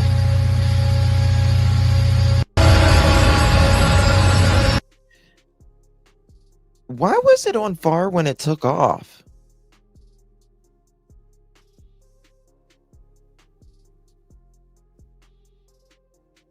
Why was it on fire when it took off? Bro, get the fuck away from here, like turn around. Bro, no, hold on. I think it's gonna crash, bro. Holy shit! Holy shit! Holy shit! Damn, they're dead. They are. Okay, watch this. Look at that. Shelter in place ordered for 5-mile radius of airport following crash. ¡Oh, my God! ¡Corre para atrás, papi! ¿Viste? Te lo estoy diciendo, Dios mío. ¡Ay, pinga! ¡Ay, Dios mío! ¡Pero qué pinga es! Vamos a ver. Papi, cuidado. Espérate. ¡Ay, Dios mío, señor! Pinga, hacer. ¡Ay! ¡Cojones! ¡Mira la cantidad de gente cogiendo candela, papi! No, es pinga. ¡Oh, my God! ¡Ay, pinga! ¡Corre para atrás, papi! ¿Viste? Te lo estoy diciendo, Dios mío. ¡Ay, pinga! ¡Ay, Dios mío! ¡Pero qué pinga es! Vamos a ver. Papi, cuidado. Espérate. ¡Ay, Dios mío, señor! Pinga, hacer. That is unbelievable. It was bound for Honolulu. UPS. Oh my God! That is just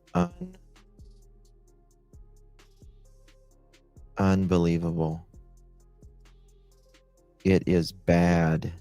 It is so bad.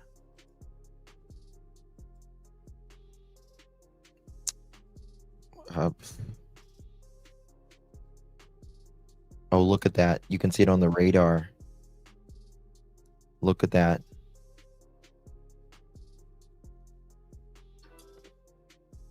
The heat and the debris. Wow. Let's see here.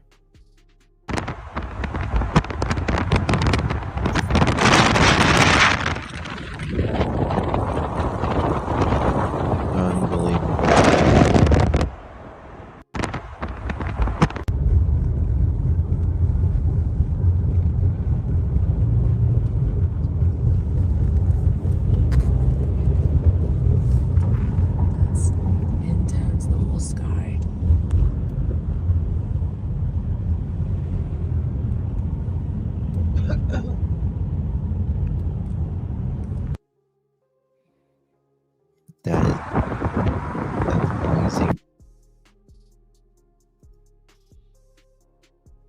Wow. ¡Oh, my God! ¡Ay, pinga! ¡Corre para atrás, papi! ¿Viste? Te lo estoy diciendo, Dios. Oh, I bet traffic. I love Louisville. Beautiful area. Look, I'm going to make this as big as I can. This is what is very interesting to me. Something is on fire. Something is on fire while it's taking off. Like something is not. Watch this. An engine. It had to be an engine. But once you get You know, once you start to take off, you can't stop. Bro, get the fuck away from here. Like, turn around.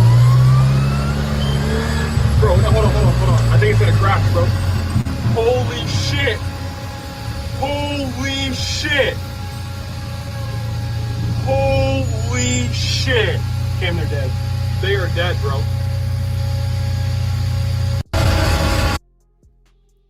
You know, it just shows you how life is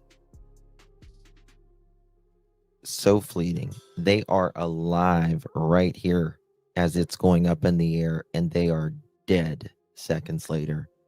Dead. Bro, get the fuck away from here. Like, turn around. Bro, no, hold on. I think it's gonna crash, bro. Holy shit. Oh, did you see that? You can barely see it because his camera, but look. Look, it hits something. Holy shit. Right there. Make this as big. Watch this. It hit something right there.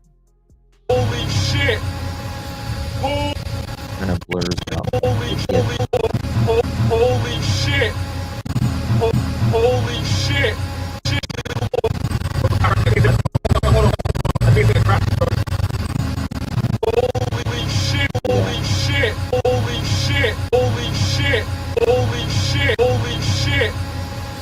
Holy shit. Oh, you can see the wing just flip right there as well. See that wing? Right there? You see it flip. Oh, wow.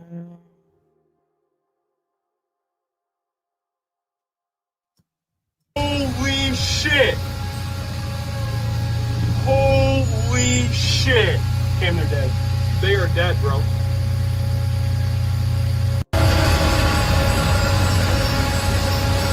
Bro, get the fuck away from here. Like, turn around. Just 1 second here.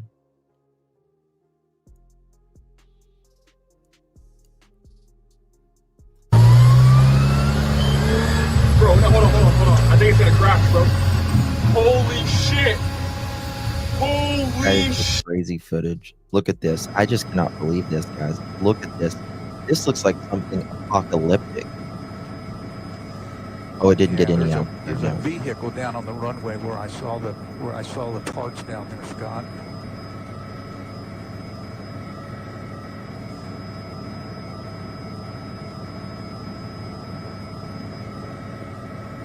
Come down a little bit.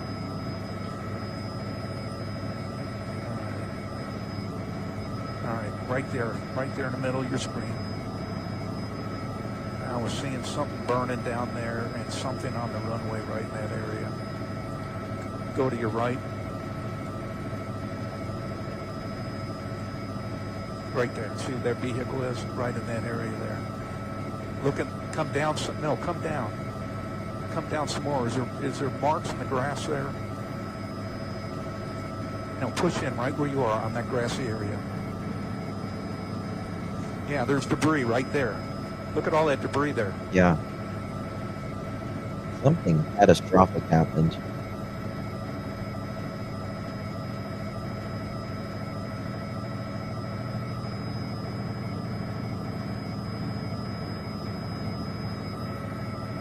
Yeah, they ran off the right side of the runway and then veered off to the left.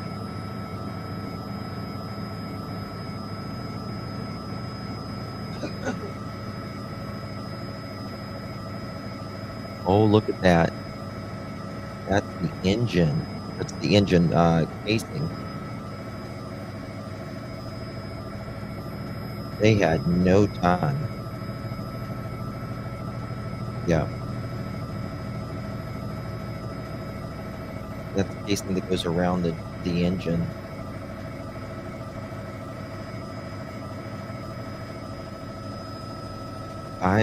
God only knows how many are dead.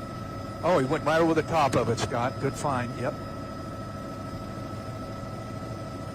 See? That's what it hit. Look at that building. Look at that right there. The whole fucking thing is Look at the roof. Look at that roof.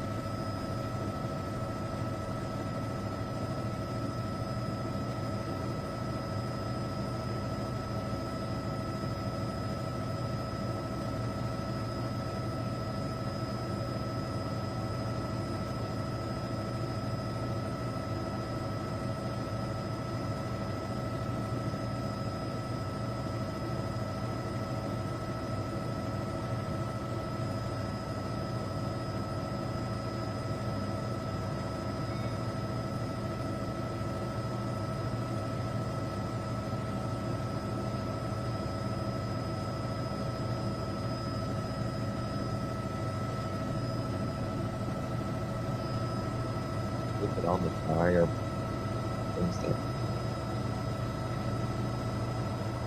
this was.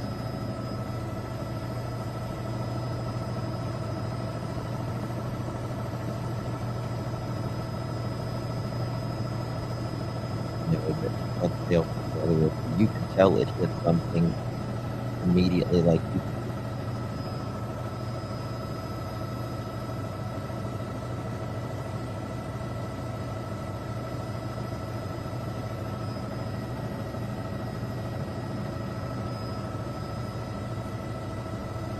Look at that.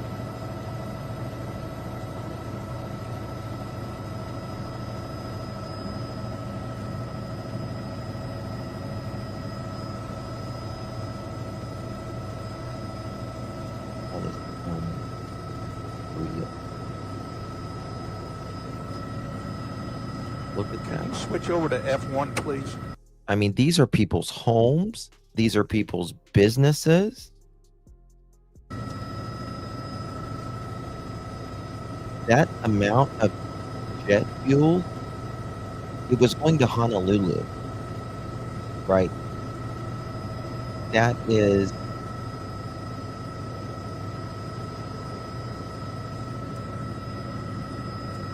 Engineering, can you change over to F1, please?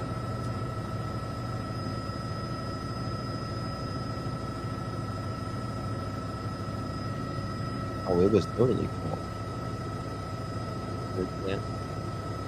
Oh, you know, there's a lot of stuff right there. I mean, Scott, can you change your radio on the back up there? Okay. I mean, just think where they were, you know, where it hit that, just that one roof, right? The plane. I mean, if there was employees in there, some are not okay. Just that little part.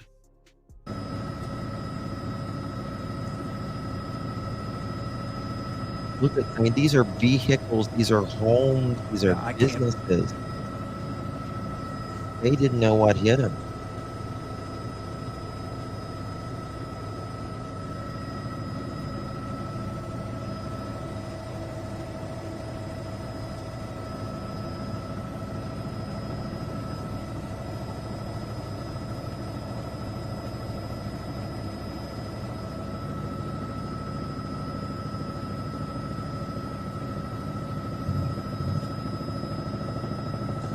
Air 30, were you calling?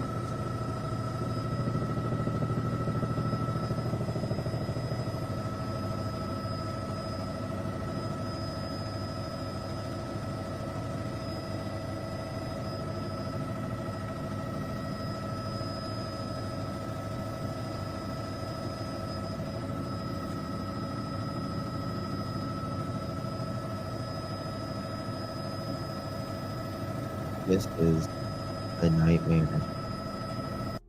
Let me see here. I mean, it just did an entire, I wonder how long that was. Like, it may not look that far, but that is Well, again, really far. the first responders is massive. They're in numbers, which is, I guess, imaginable when you think of the scale of this accident here. What's just blowing my mind away is just the amount of flames, continued flames from this accident, and the amount of black smoke from this Jet A fuel that's burning, the debris field. But there are still massive amounts of first responders coming to this area from every angle. Right now I'm flying right over the top of Outer Loop, and I see I don't know, multiple fire engines. It must be responding from throughout the county as they make their way down here. There's LNPD. I can see their blue lights all around here to probably close off the roads or to help with traffic control to get these first responders in. And again, I know I mentioned it earlier, but please stay at home. Don't come down here and gawk. Let the first responders get in here. Let them try to get these flames under control. Let them get down here and assess the situation and hopefully get to folks that are trapped or stuck down here in this area. Back to you guys.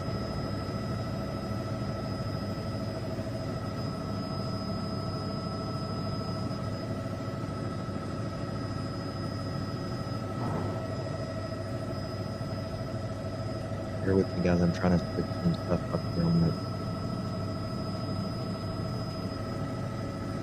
mail. Yeah, I got you. I'm already at 1,700. Now I'm at 1,700. So.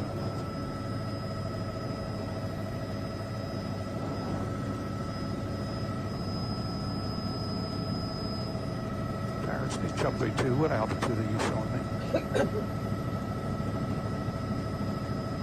Thank you.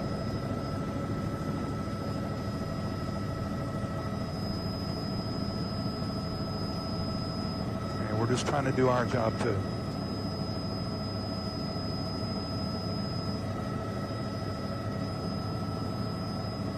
All right, then I'll move further out. Just ask me to stay outside of your orbit.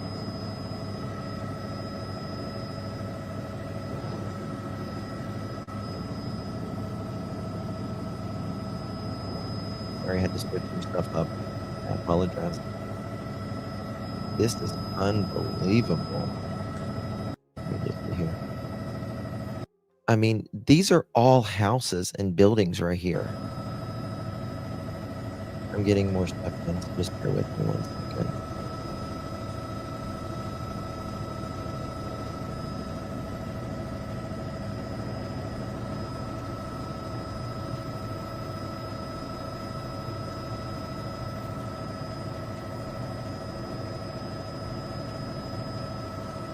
Oh, that's interesting. I'll show you guys this.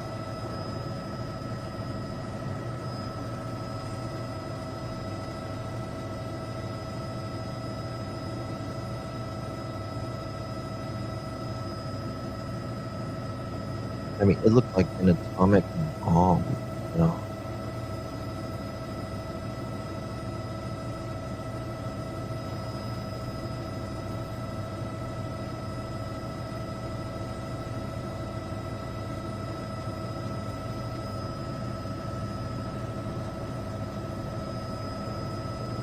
UPS World Port. This is the UPS World Port.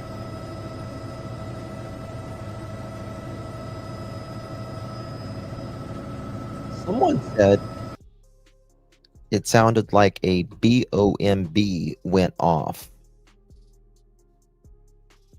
A BOMB went off.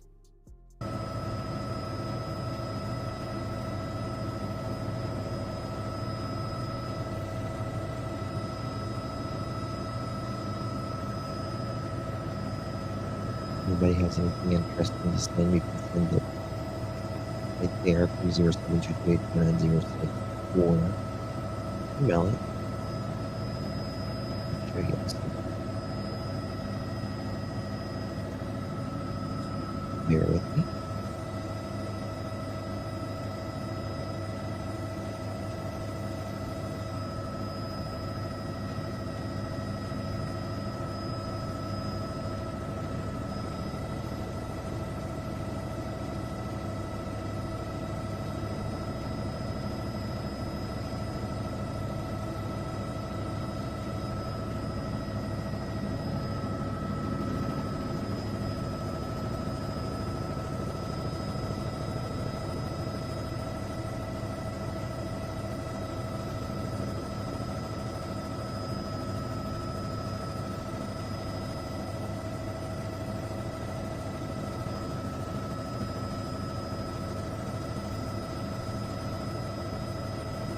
Okay.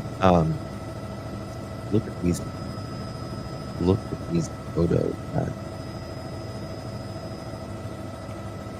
You notice got all the powers now down here forward. Take a look at this. I'm getting another feed. 1 second. Look at this right here.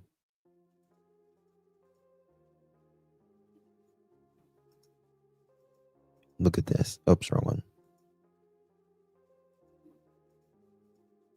Check this out.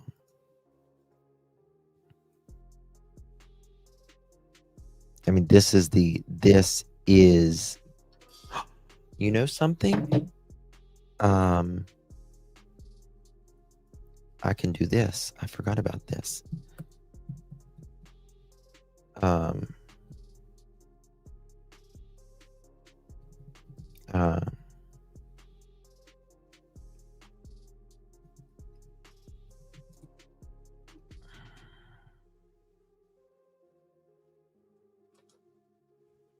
got this. 1 second.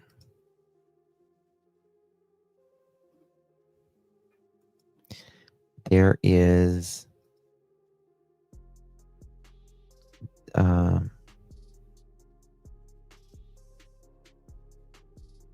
believe there's a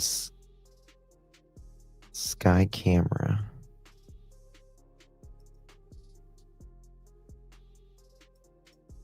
right here.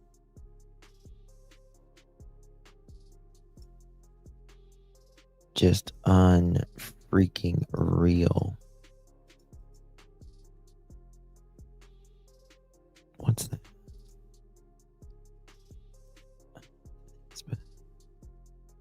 Okay, let me show you this, guys.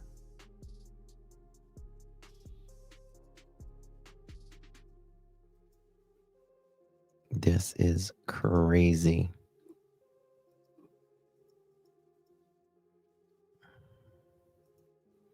Never seen anything like this. Look at that. I mean,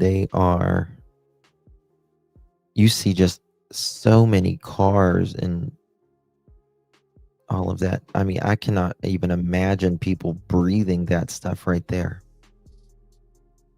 The jet fuel alone is so toxic. I know, Jenny. Never seen anything like that. Yeah, the engine was on fire, but the jet fuel, holy moly. Thank you so much.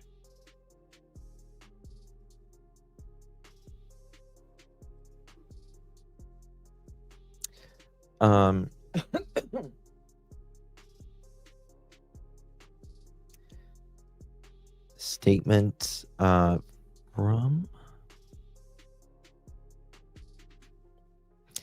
the UPS says at approximately 5:20 p.m. Eastern time tonight, UPS flight 2976 from Louisville to Honolulu and MD-11 with 3 crew members on board was involved in an accident in Louisville. At this time, we have not confirmed any injuries or casualties.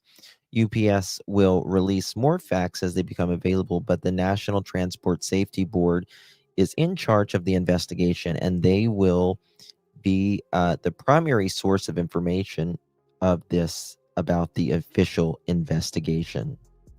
That was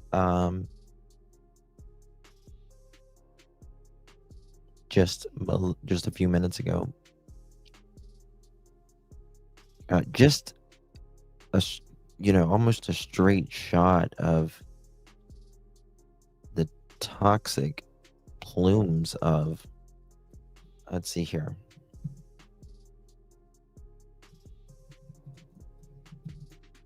I'm getting some more information here. Yeah, that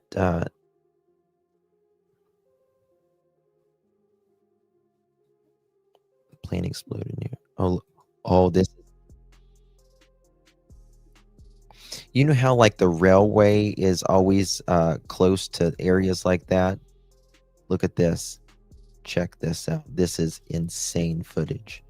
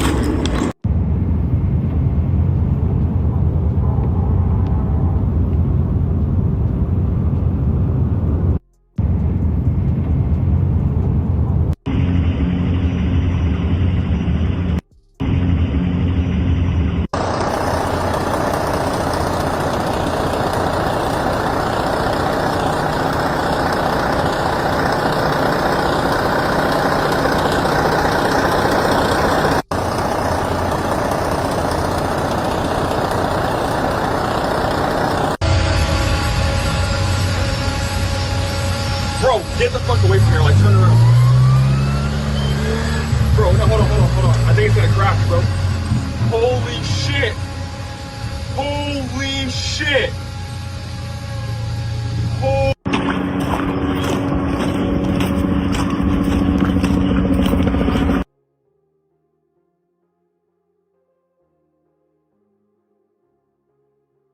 That is just absolutely insane.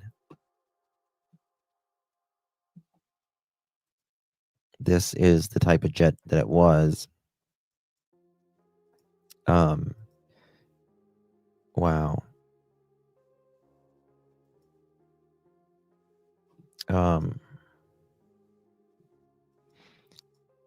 You know, I've ridden from Atlanta to Honolulu, and that is a 9-hour flight.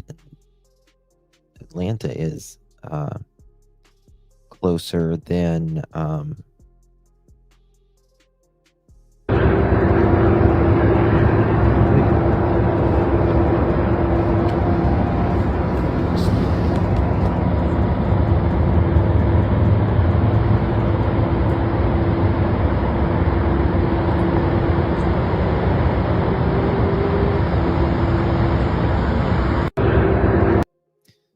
let me see if he's got anything going on. This was earlier.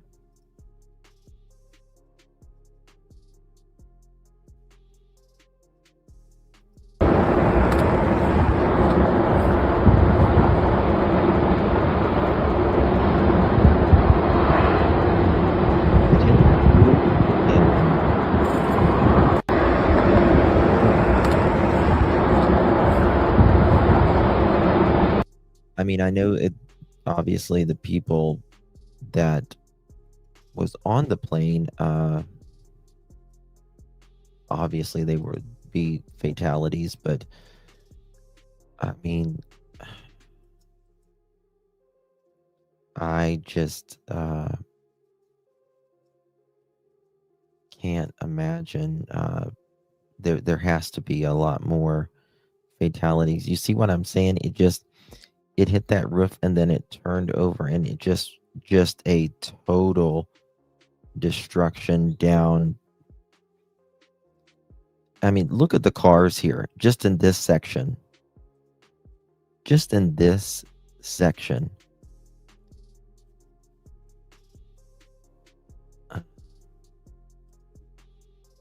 Okay, one second. Getting some text in here.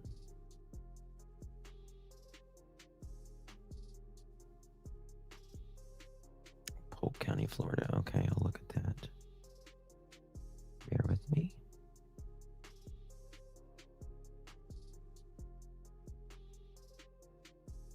Okay.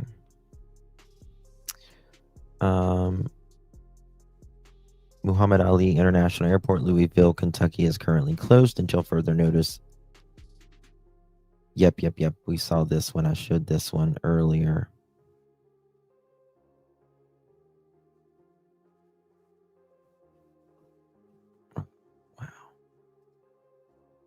It's not every day you see something like this. It's just not. It really isn't. Let's see if there's anything else going on here. Okay, well, look at this. Okay, here's the, I wanted to show you all this right here. This was the direction the plane was, right, this was its track, right? 12 seconds, 19 seconds, 27 seconds, 32, 38. It hits this roof,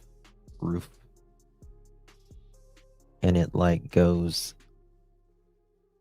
down, like I think it's like through here. Look how populated this is, guys. Seriously, look how populated that is. Like, that is there a presser? Let me check.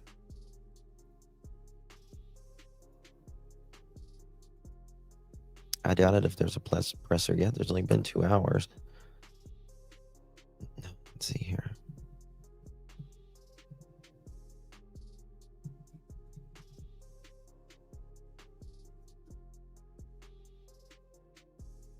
Hold on. We got it. I got it. Here's the press conference. We got it.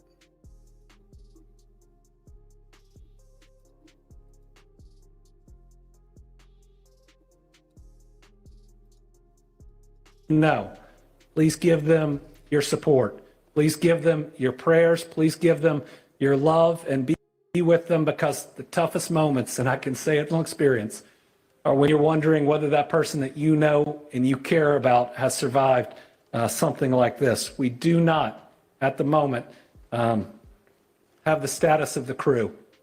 Watching that video, I think we're all very, very worried about them. I'm going to turn it over now to Julie Carr with the mayor's office. Let me say I've talked to the mayor 6 times since this has happened. He was out of town, which was completely scheduled. He is moving heaven and earth to be back, and he will be back. And from somebody who has been out of town when some of these things happened, let me tell you, he is completely and fully on top of it, in communication, and his crew behind me is responding as well as I've seen any group do. And trust me, I've sadly seen a lot of disasters, whether like this or through weather. So I'll turn it over to Julie Carr.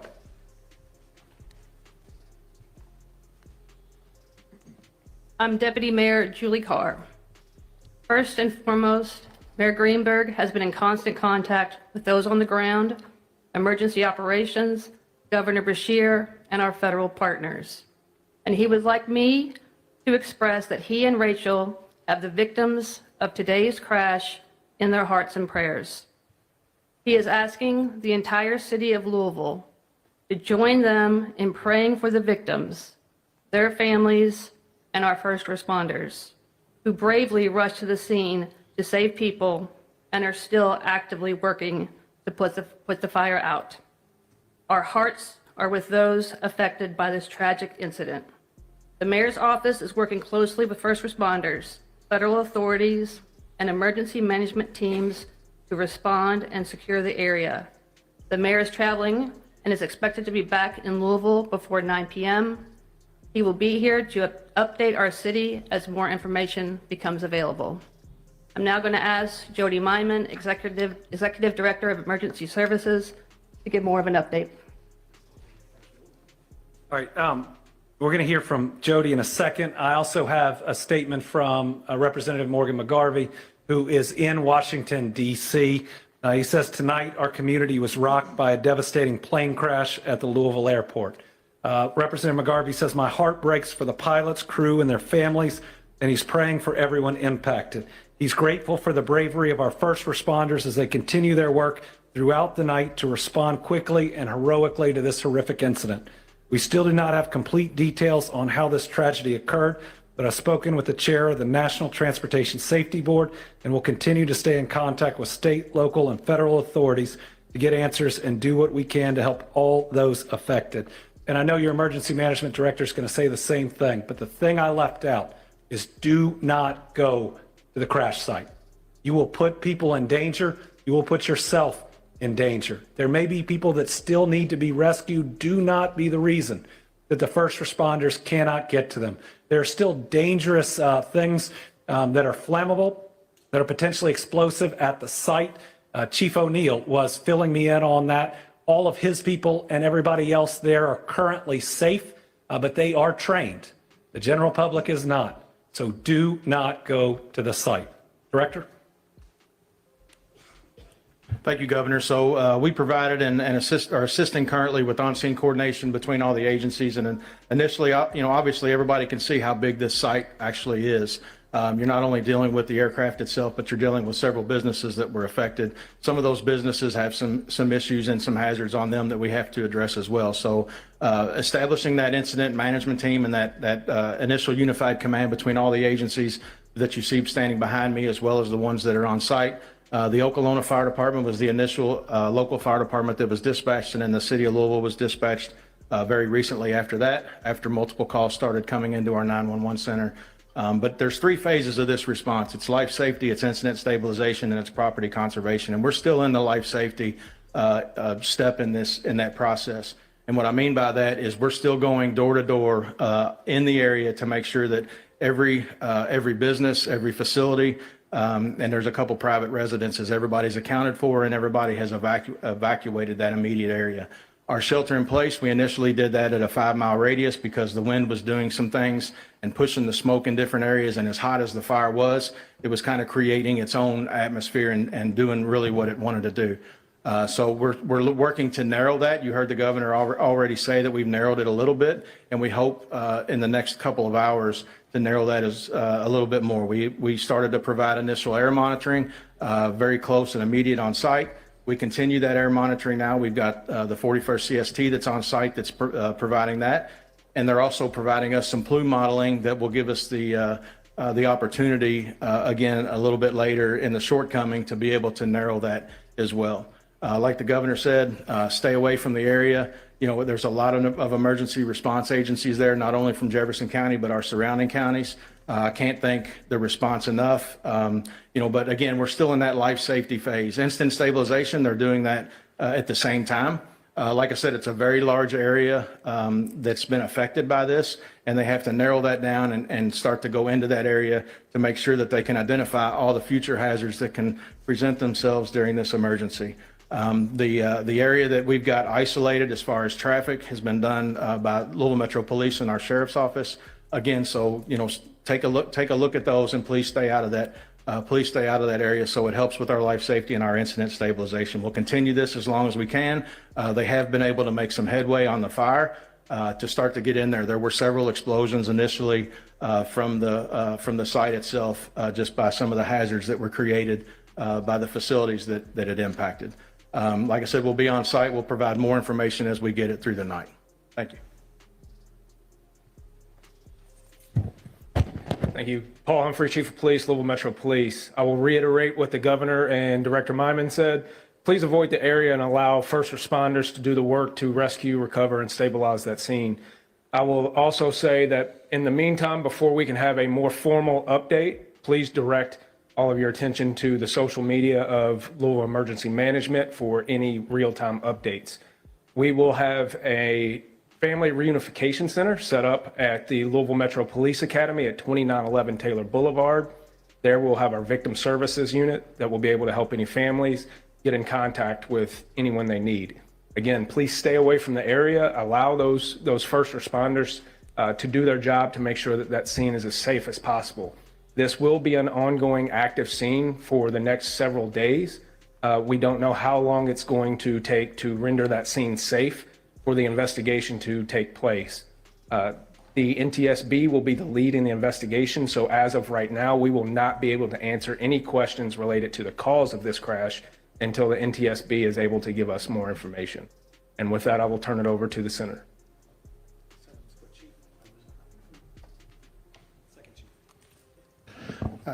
Good evening, Chief Brian O'Neill, Louisville Fire Department. I want to reiterate, this has happened in Okolona, and so I want to make sure we give credit to the fact that the Okolona Fire Department first on the scene, took command of the scene, and so we are there in support to help them and we've got units from the rest of the Jefferson County Fire Departments there, as well as surrounding counties. Obviously, the Airport Fire Department is a huge factor in this as well. We've also received assistance from some of the industry around here that has firefighting foam. That is absolutely necessary. As you heard, this was a UPS plane that was taking off, getting ready to go all the way to Honolulu, Hawaii. So we're talking about over 250,000 gallons of jet fuel that was on that plane.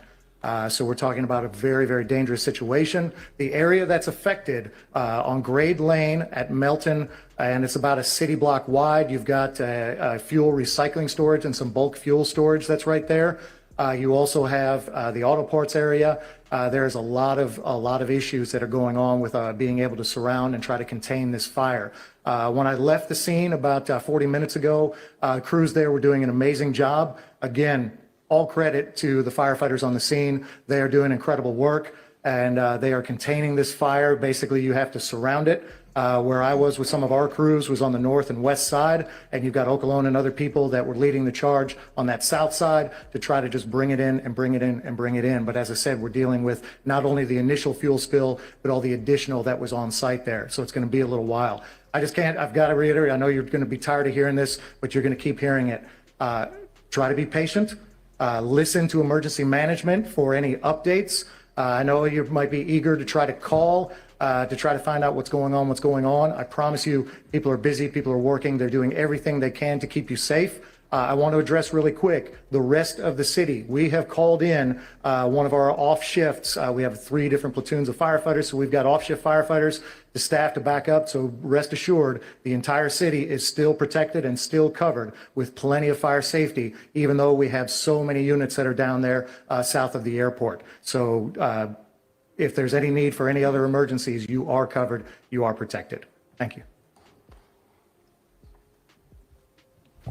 Thank you. I am State Senator Katora Herron, and I represent the 35th Senate District. And on behalf of the Kentucky Senate General Assembly, I want to acknowledge how jarring it is for the residents of Louisville and the surrounding areas to watch this tragedy hit so close to home, to happen in a place where many of us frequent on a regular basis, that many of us watch our family members and loved ones pass through on a regular basis.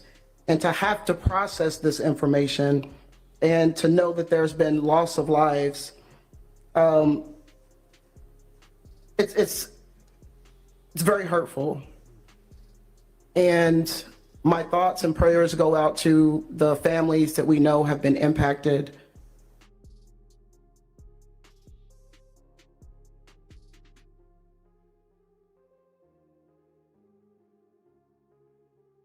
To stay away from the scene and to come together at this time of this tragedy. And I want to, again, thank the first responders, the ones that are still there on the scene, and we will make sure that we keep you all updated with additional information. And I will turn it over to Representative Lisa Wilner.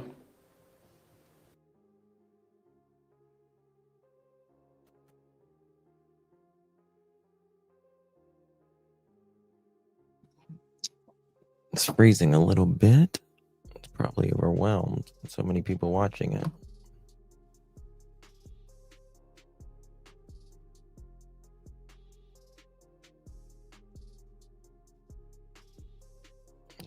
We'll go to a different one. Community members who work for UPS, the folks who work at the airport and are there every day and are already under so much strain because of the government shutdown.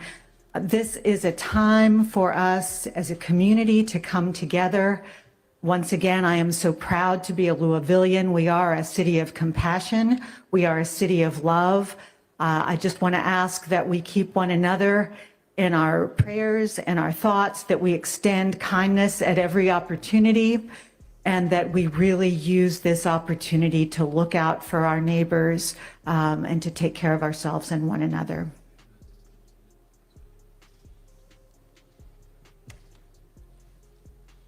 Okay, my name is Betsy Rui, and I represent Metro Council District 21, and the airport is in the heart of my district.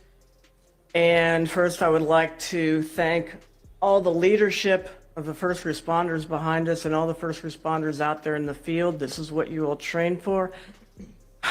I'm sad that we have to actually use all your training, but I'm glad that you have it. And my heart goes out to everybody at UPS, because this is a UPS town. My cousin's a UPS pilot. My aide's tennis partner is a UPS pilot.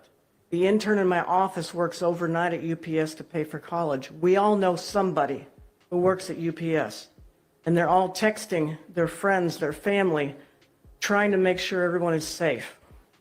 Sadly, some of those texts are probably going to go unanswered. My heart goes out to those families and those friends. And thank you. I want to acknowledge we also have our FBI special agent in charge with us today. Are grateful for her participation. With that, I'll open it up to questions, but a couple things. I'm not going to speculate about the cause. That's for the NTSB to determine, and do not want to interfere in that in any way. And the other thing I'd say is we'll get more information on the numbers of fatalities. We'll get more information on the number of injuries. Know that information is fluid. I would tell you, after the tornado in Mayfield, I was standing outside of a factory where I was sure 100 people were dead. And we ended up only losing 13, and that's a lot of people. But pray. It works. It helps. Let's pray that the number of Kentuckians or any other folks that we lost stays as low as possible. With that, if you have questions, I'll do my best. Do we know of any people who are currently trapped? Are you responding to any of that right now? I don't believe, yeah. So we do not know of anybody that are trapped, but the units on scene, as I said, we're trying to surround and contain that. As we move in, we are searching every building, every area. And like Director Myman mentioned, all the buildings that are outside of that immediate hazard zone are being searched as well to make sure that those are clear and safe. If you see the live images that thankfully emergency management can get, you see these heroic firefighters moving from building to building to building as fast as they can, because if somebody's trapped, they're going to get to them. And we're seeing the shelter in place change.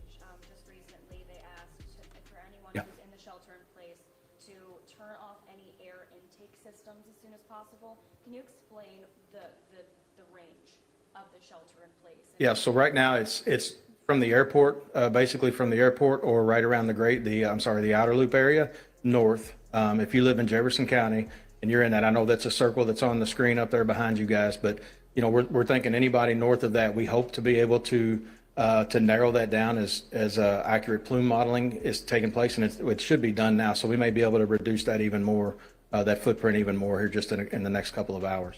And Jody, what are the concerns for the people in that shelter in place? Right now, that's it. The smoke, for the most part, is going up into the atmosphere and going north. We've also been in touch with our partners from Clark County, Indiana, because some of the smoke is going towards them as well. So they're making decisions. So if you live on the other side of the river, please make sure that you're paying attention. If there is any notifications that are going out over there, make sure you're paying attention to those as well.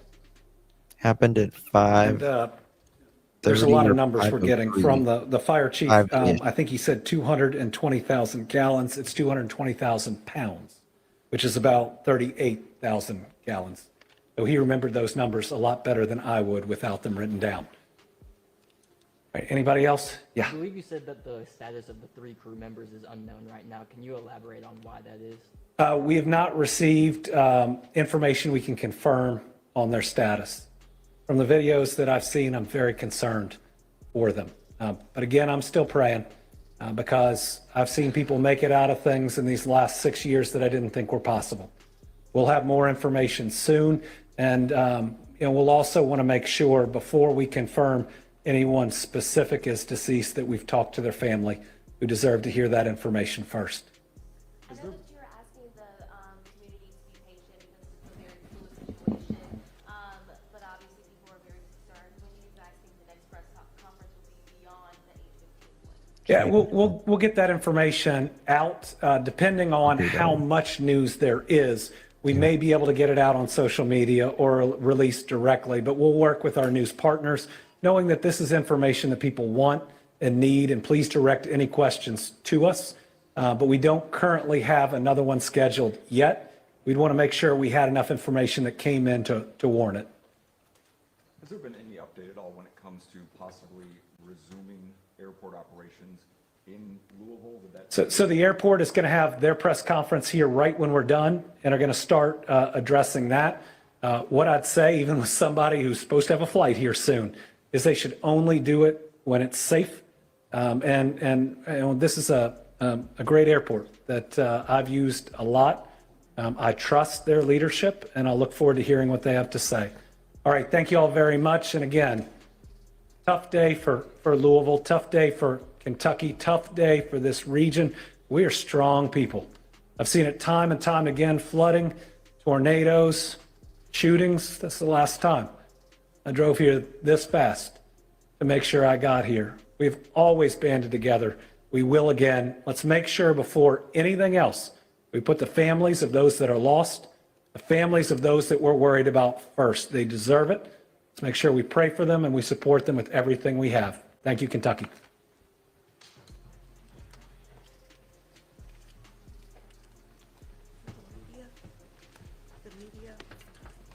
Just to confirm, the mayor will have an availability at 9 p.m. at the administration building, which is right next to the airport. So he will have some updated information when he lands. We'll send out that via email here in just a few seconds. Wow. It's in that LRRA building, which is right next door. Yes, it's right there. That's where it is. If everyone- Yeah, well, not only that amount of fuel, but there was fueling stations right that were directly hit, from what I'm understanding.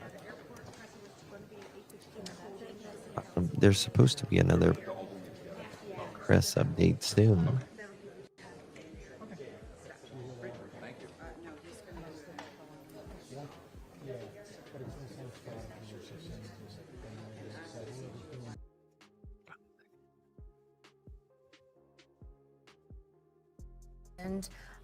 Did cause and spark that shelter in place because there could still be explosions, as he mentioned. He also asked people to stay away from the area, do not go to the crash scene.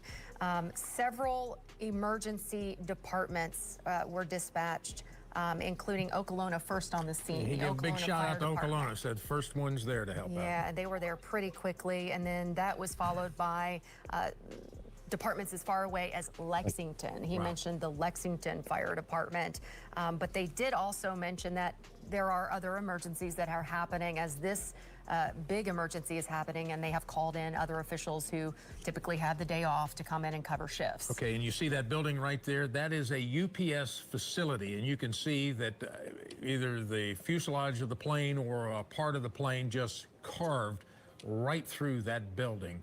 That is a UPS building, and then farther on you can see off Grade Lane, that is the petroleum, Kentucky Petroleum and Recycling. That was the first initial blaze, and just by the name, petroleum in there with all the flammables that they have, that caused some of those additional explosions, plus all of the fuel that was on board that plane. Yeah, he did mention the 3 fatalities. 3 people are confirmed dead, 11 injuries, but they did also mention that the governor did expect those numbers to grow as the night continues. They're still in that initial phase of fighting the fire and assessing the scene and going door to door to make sure people are okay, and going through buildings that have been impacted and cars that have been impacted to make sure there are not people in some of those buildings and cars. They're still working to confirm that some of the businesses that were hit, that people are okay, customers are okay, which it's kind of a chaotic time right now for everybody. Yeah. Let's go to our Norman Seawright, who has been on scene. Norman, what can you shed? What kind of light can you shed for us on this? Well, Rick, we are waiting just shortly. We'll be starting to hear from officials here at the Louisville Regional Airport Authority just about where this investigation is starting, where it's going. A lot of questions we still need to have answered, but of course, all of everyone's thoughts right now are with everyone who has been affected by this tragic crash today. You think about an airline, you think about an industry like this, aviation, they very much talk about the souls on board. So when you talk about crew members, you may talk about souls. And this is something that really that they internalize all this stuff. I mean, a lot of sources of mine are just distraught about this event today. They want answers just like we do. And as I said, we will be going inside here just shortly, and we will be getting some updates on this investigation, where it starts, where it goes from here, Rick. But that is where we are right now. Right, live for us. Thank you so much. And again, we want to talk about the shelter in place that's still in effect. Initially, it was 5 miles, and then it was expanded. It's been brought back in a little bit. Jay Cardoso, you've been tracking everything that's been happening as far as the radar goes. You were able to pinpoint exactly when this happened from your radar. Yeah. I mean, we go back to just after 5 o'clock today. We were talking about the beautiful weather out there. We were talking about, the beautiful fall colors. Had a tower cam shot, and we noticed in the upper left-hand portion of the tower cam shot, all of a sudden this huge smoke plume. It's like, what in the world is going on? And sure enough, just a couple of minutes later, the radar lit up, a smoke plume lit up right near the international airport, and it carried its way off to the north. Hence the shelter in place. Here's the very latest I have for you graphically. You can see it from Louisville International up to near Jeffersonville. It still covers a pretty good chunk of real estate for the downtown area of Louisville. Again, we want you to stay inside, shut the windows. The health department is saying that the toxic ACs fuel. and the furnaces should stay off until this thing is lifted. As a matter of fact, Jennifer, Rick, we received an email from a viewer in Salem, Indiana, saying that Try not to she breathe can now that. smell the jet fuel all the way up into Salem. I mean, that's 30 miles off to the north, and she's saying it's a pretty stout smell too. So it just goes to show you the wind has really pushed some of those fumes, those odors, if you will, farther and farther off to the north. The good news, guys, is that the plume itself has dissipated. At least I don't have it on radar. It actually dissipated about an hour and a half ago. So hopefully we'll continue to clear out the atmosphere and we can lift this shelter in place in relatively short order. But I have a feeling it's going to be left, if you will, in place for quite some time, just to make sure, as that was one horrific scene. Guys, let's send it Thanks, back. soldier. I have a lot It's still going on. burning right now, Jay. That's right. It's terrible. So anything from the outer loop soldier. north, all the way even extended, Mike Moore Soldier, over in honey, Jeffersonville do you need also put a anything? shelter in place. TARC is We're not here for working. you, The darling. airport is My washer virtually gave shut out down. a couple months 3 ago. fatalities, 11 people injured. This plane crash, a Love you, UPS darling. plane, was headed to Honolulu, attempting to take off when something went wrong. One of the engines caught fire, and it never got off the ground and slammed into Kentucky Petroleum Recycling, and that set off a massive explosion, and then that was followed by subsequent explosion. The governor just gave us an update, and he said he did not have the statuses of the 3 crew members that were told that were on board. However, he did say that there were 3 deaths involved in this and 11 fatalities, or 11 injured, 3 deaths, and they do expect those numbers to grow. We do want to mention also that the officials mentioned that they may have to knock out the power as they continue to work on this scene. So if your power goes out, you live in this area, don't worry, it'll come back on. This is just a working scene. They're still in the initial assessment phase of this, and they're working to make sure that people are still not needing rescue. They're still unsure. It's the beginning of all of this. 30 miles I away. keep going back to the Givaudan explosion. They did not know that there was the fatality in that situation. There could have been people, like you said, in their cars, in those businesses, leaving those businesses. Well, Also, I'm afraid a lot of LMPD on deaths Taylor and Boulevard at the a lot Training of Academy injuries. has set up a victim reunification. So if one of your loved ones was one of those injured, they have a reunification area set up at the LMPD training facility. Yeah, we were expecting a update from the airport around 8:15. That has since been moved to 9 o'clock as officials are working to gather more information. This video that you're seeing now was the scene shortly after it happened. This was a very massive scene there. And one of the officials that spoke at the 7:30 press conference described it, I think, in a perfect manner. She said it was a sad and heavy occasion, and this is going to be something that affects a lot of Louisville. UPS is a huge employer here in Louisville. We call ourselves a UPS town, and everybody knows somebody who has either worked at Louisville or does work at UPS or has worked at UPS. Okay. It's a huge employer. Yes, and once again, if we can see that video, if you have that queued up, of the plane coming, attempting to take off, coming down the runway. Apparently, it was making enough noise that it alerted one of the workers that was on the side there, and got the phone and recorded as the plane was barreling. Here it is, barreling down the runway. Yeah, they with one said of it's those engines on fire. I was told that one of the engines actually did fall off, and then shortly after, Right boom, there. the explosion, and that set off those massive fires that stretches. I might even be short on the estimate. I said a quarter to a third of a mile down the road there. It might even be a half mile, but a lot of businesses involved in that. Kentucky Petroleum Recycling took the biggest hit. Grade A Auto Parts also hit. There's Stooges is also a watering hole for a lot of people. Right. It was right in the line of fire, but we were told that everyone in there was okay. We hope it's that is the Stooges. case. But They're still assessing the scene there, and that's another reason why they're asking people to stay away, that there could still be explosions. Hopefully not. We just received word from LMPD. They're asking people, if you are looking for a loved one, to check on their status. Do not go to local hospitals looking for loved ones. Hospitals are not equipped to handle the family reunification part of this during this type of emergency. Instead, LMPD is asking families and friends to report to the family reunification area at the LMPD training facility that is located at 2911 Taylor Boulevard. You'll be able to find out if your loved one that you're looking for is okay or not. They're going to provide a safe and organized environment there for families looking to connect with accurate information. There's a lot of information out there right now, as is typical with this kind of scene. that is the LMPD Training Academy. It's out by Churchill Downs, if you're not familiar with that area. And LMPD is also asking people to avoid the area. Grade Lane shut down indefinitely, along with some other roads there along the airport.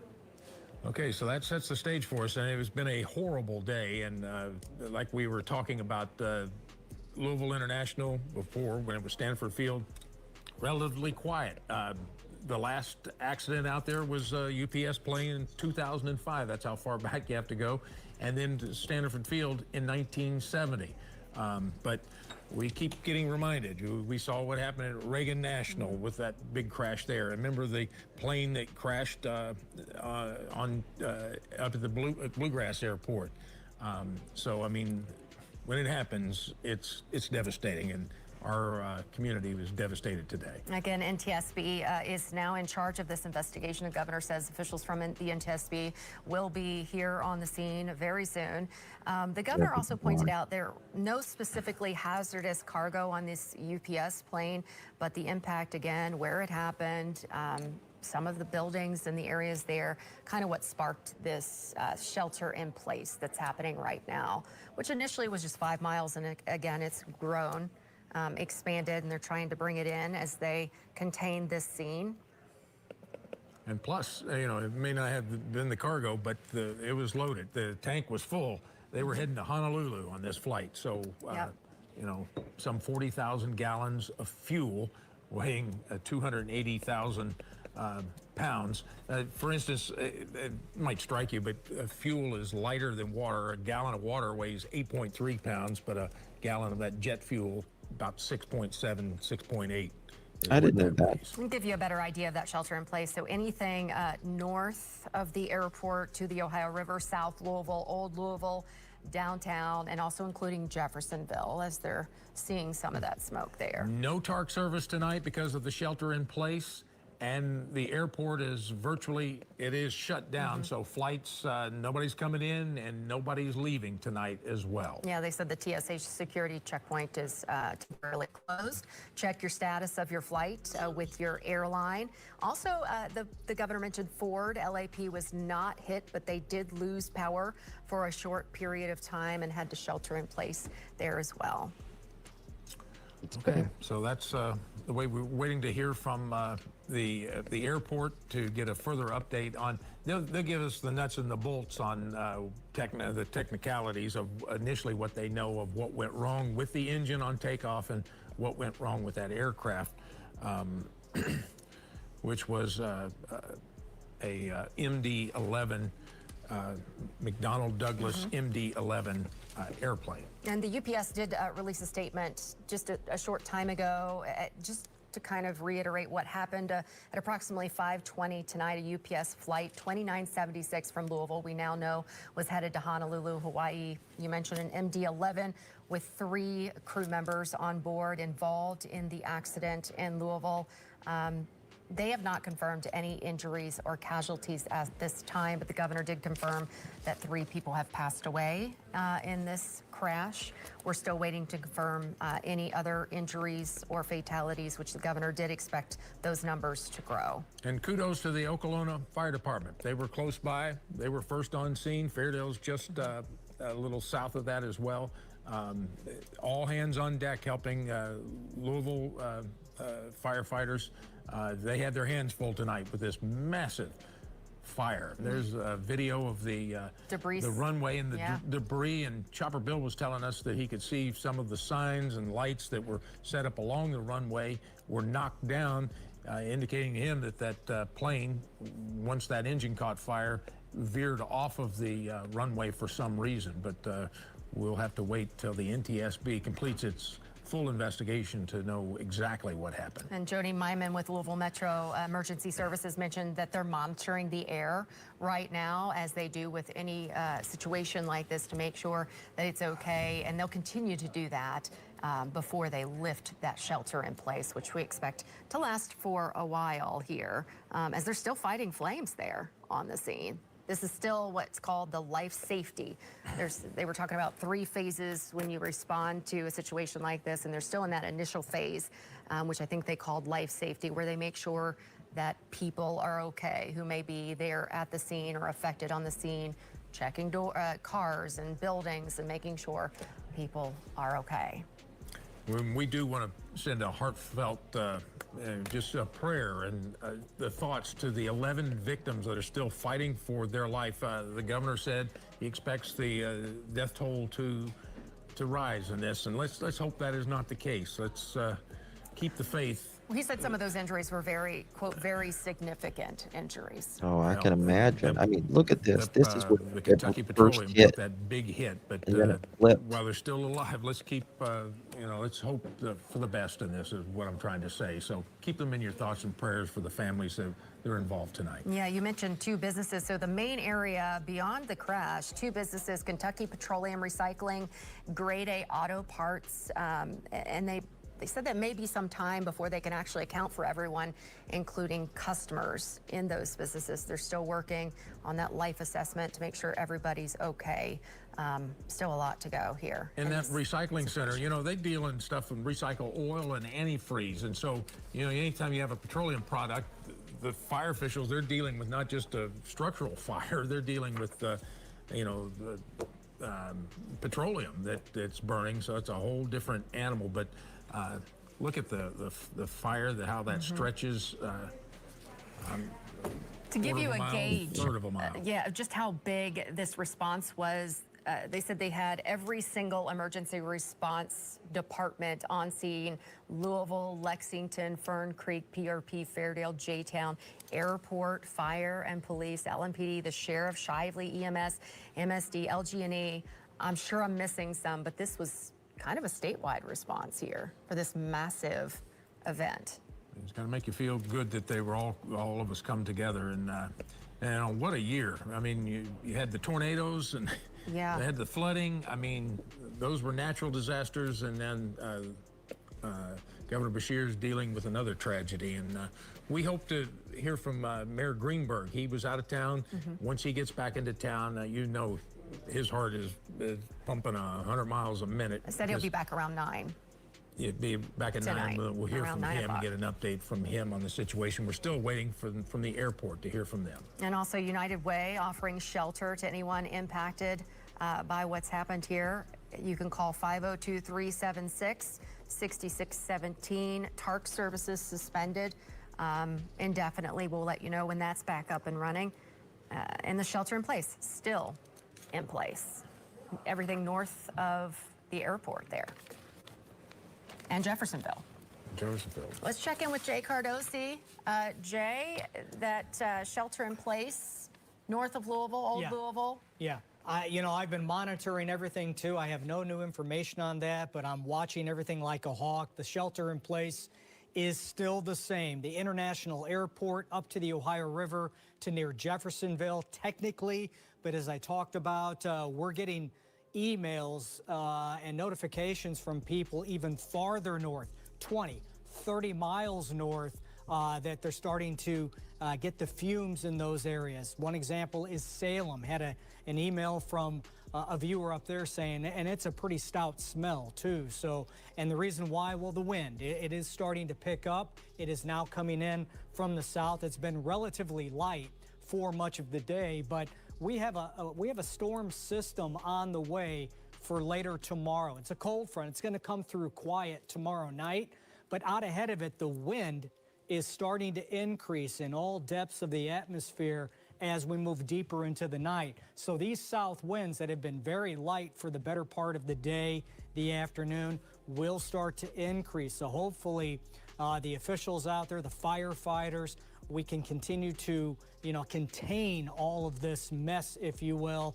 and get things under control before those winds start to pick up. And that should happen a little bit later on tonight. In earnest after midnight, and we're talking about some gusty winds as we push into and through tomorrow from the south and also the southwest. But yeah, as it stands right now, the shelter in place still there from the international airport up through downtown Louisville to near Indian Hills, Jeffersonville, the Ohio River area, and then it discontinues the farther north you go. But we do have those emails coming in from those viewers saying, hey, I smell it up here as well. And the health department, if you are in the shelter in place, if you're in that zone, they're asking that you please shut off your AC, your furnace, keep the windows shut until this thing has been lifted, which hopefully that will happen a little bit later on tonight.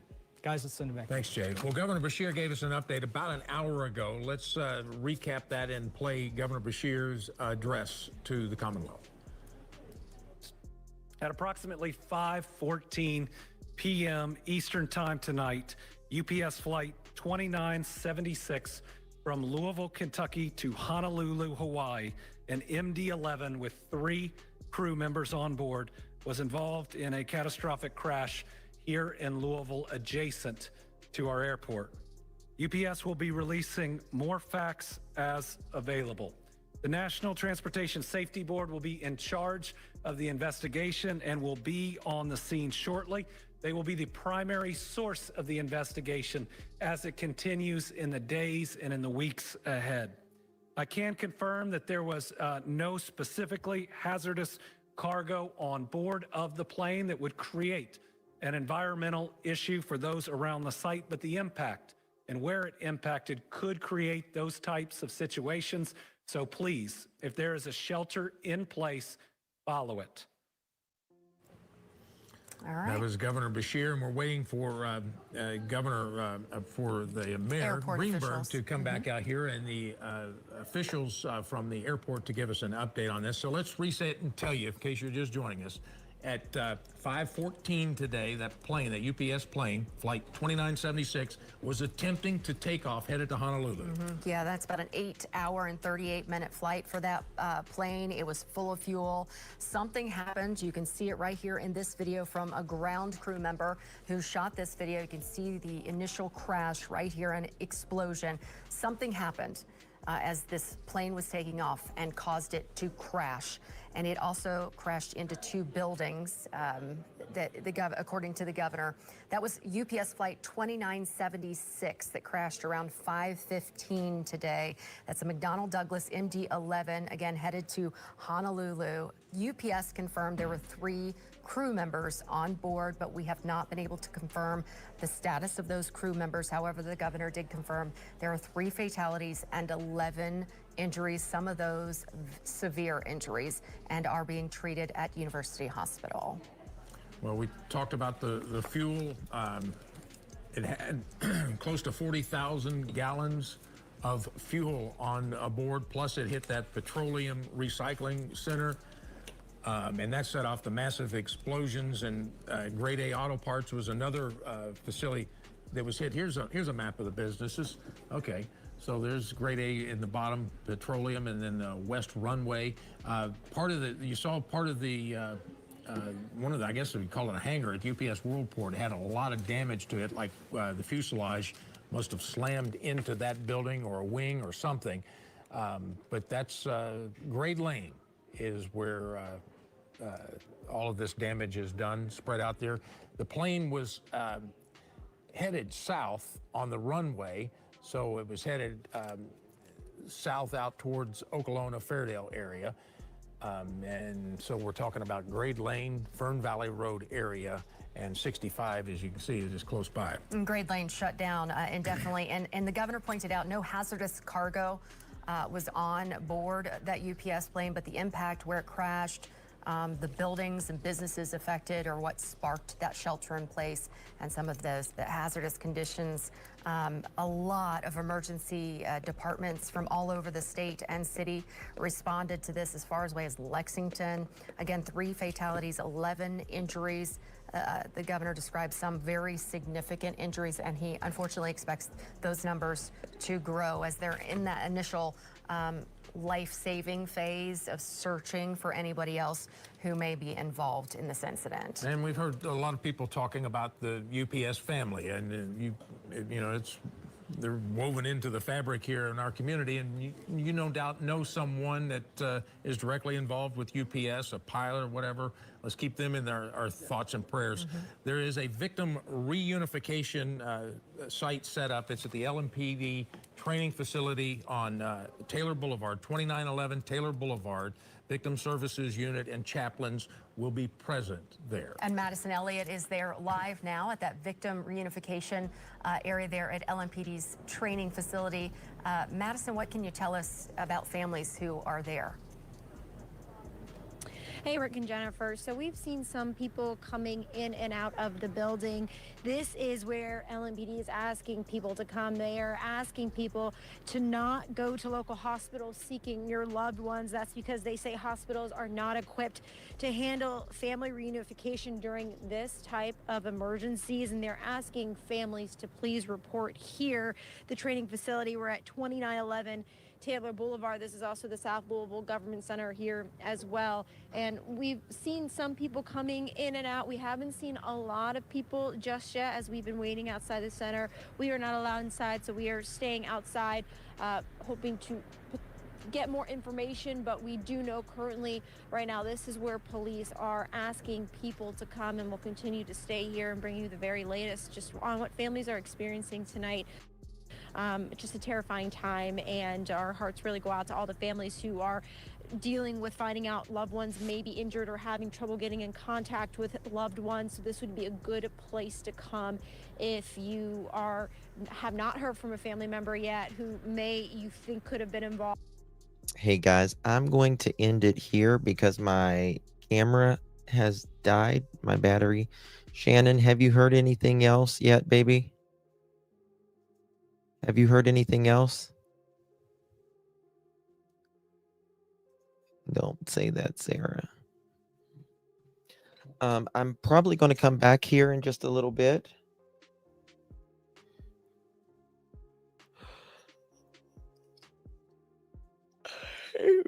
Oops. Can y'all hear me? I hope y'all can hear me.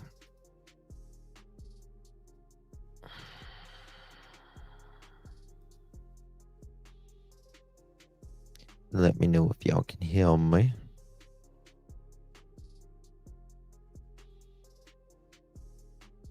Let me see here.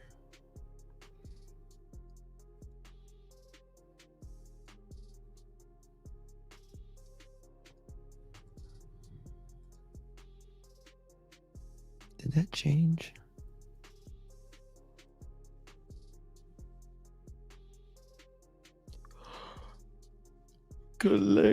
Yawning. Let me check the chat. Yes, okay. All right, guys. I am doing my best to I may come back here in just a little bit and we may talk about Jack or Lily. If we don't talk about Jack or Lily, then we are going to talk about another case that's going on.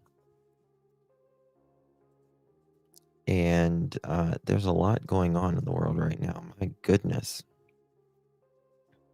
Unbelievable. There's so much going on. I'm trying to change this up here. There we go. I love you guys. I got to change my... I got a yawning fit. I'm got to change my camera batteries and stuff. Go to sleep. I don't need to sleep anymore. I've slept too much, actually.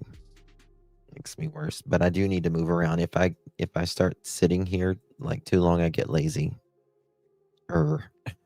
Lazier. Did I check my text messages? Let me see here.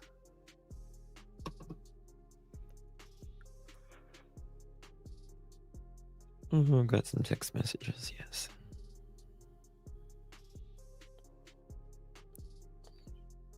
Oh, that's good. Missing teen mother and infant 17-year-old Riley Gosnick and her 7-week-old baby have been... Okay. Yeah, they've not been found yet.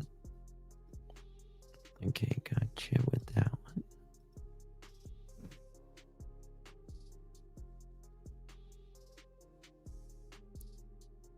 Oh, look at this. Hold on. Look at this. Oh, my God. Before we go, I want to show you this.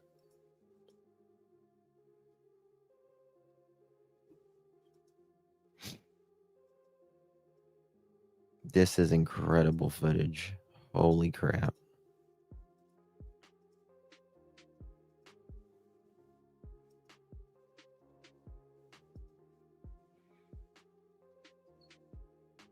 Look at that. Holy God.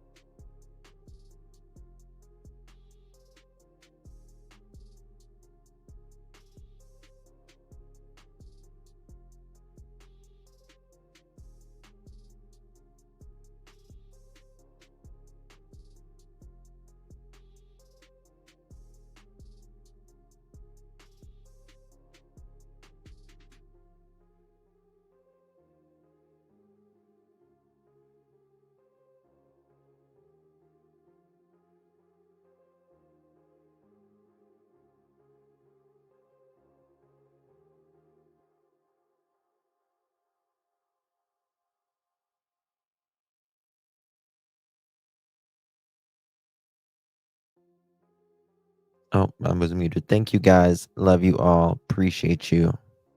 God bless each and every one of you. You only get so many trips around the sun. Enjoy your life. See you guys in a little bit. Bye-bye.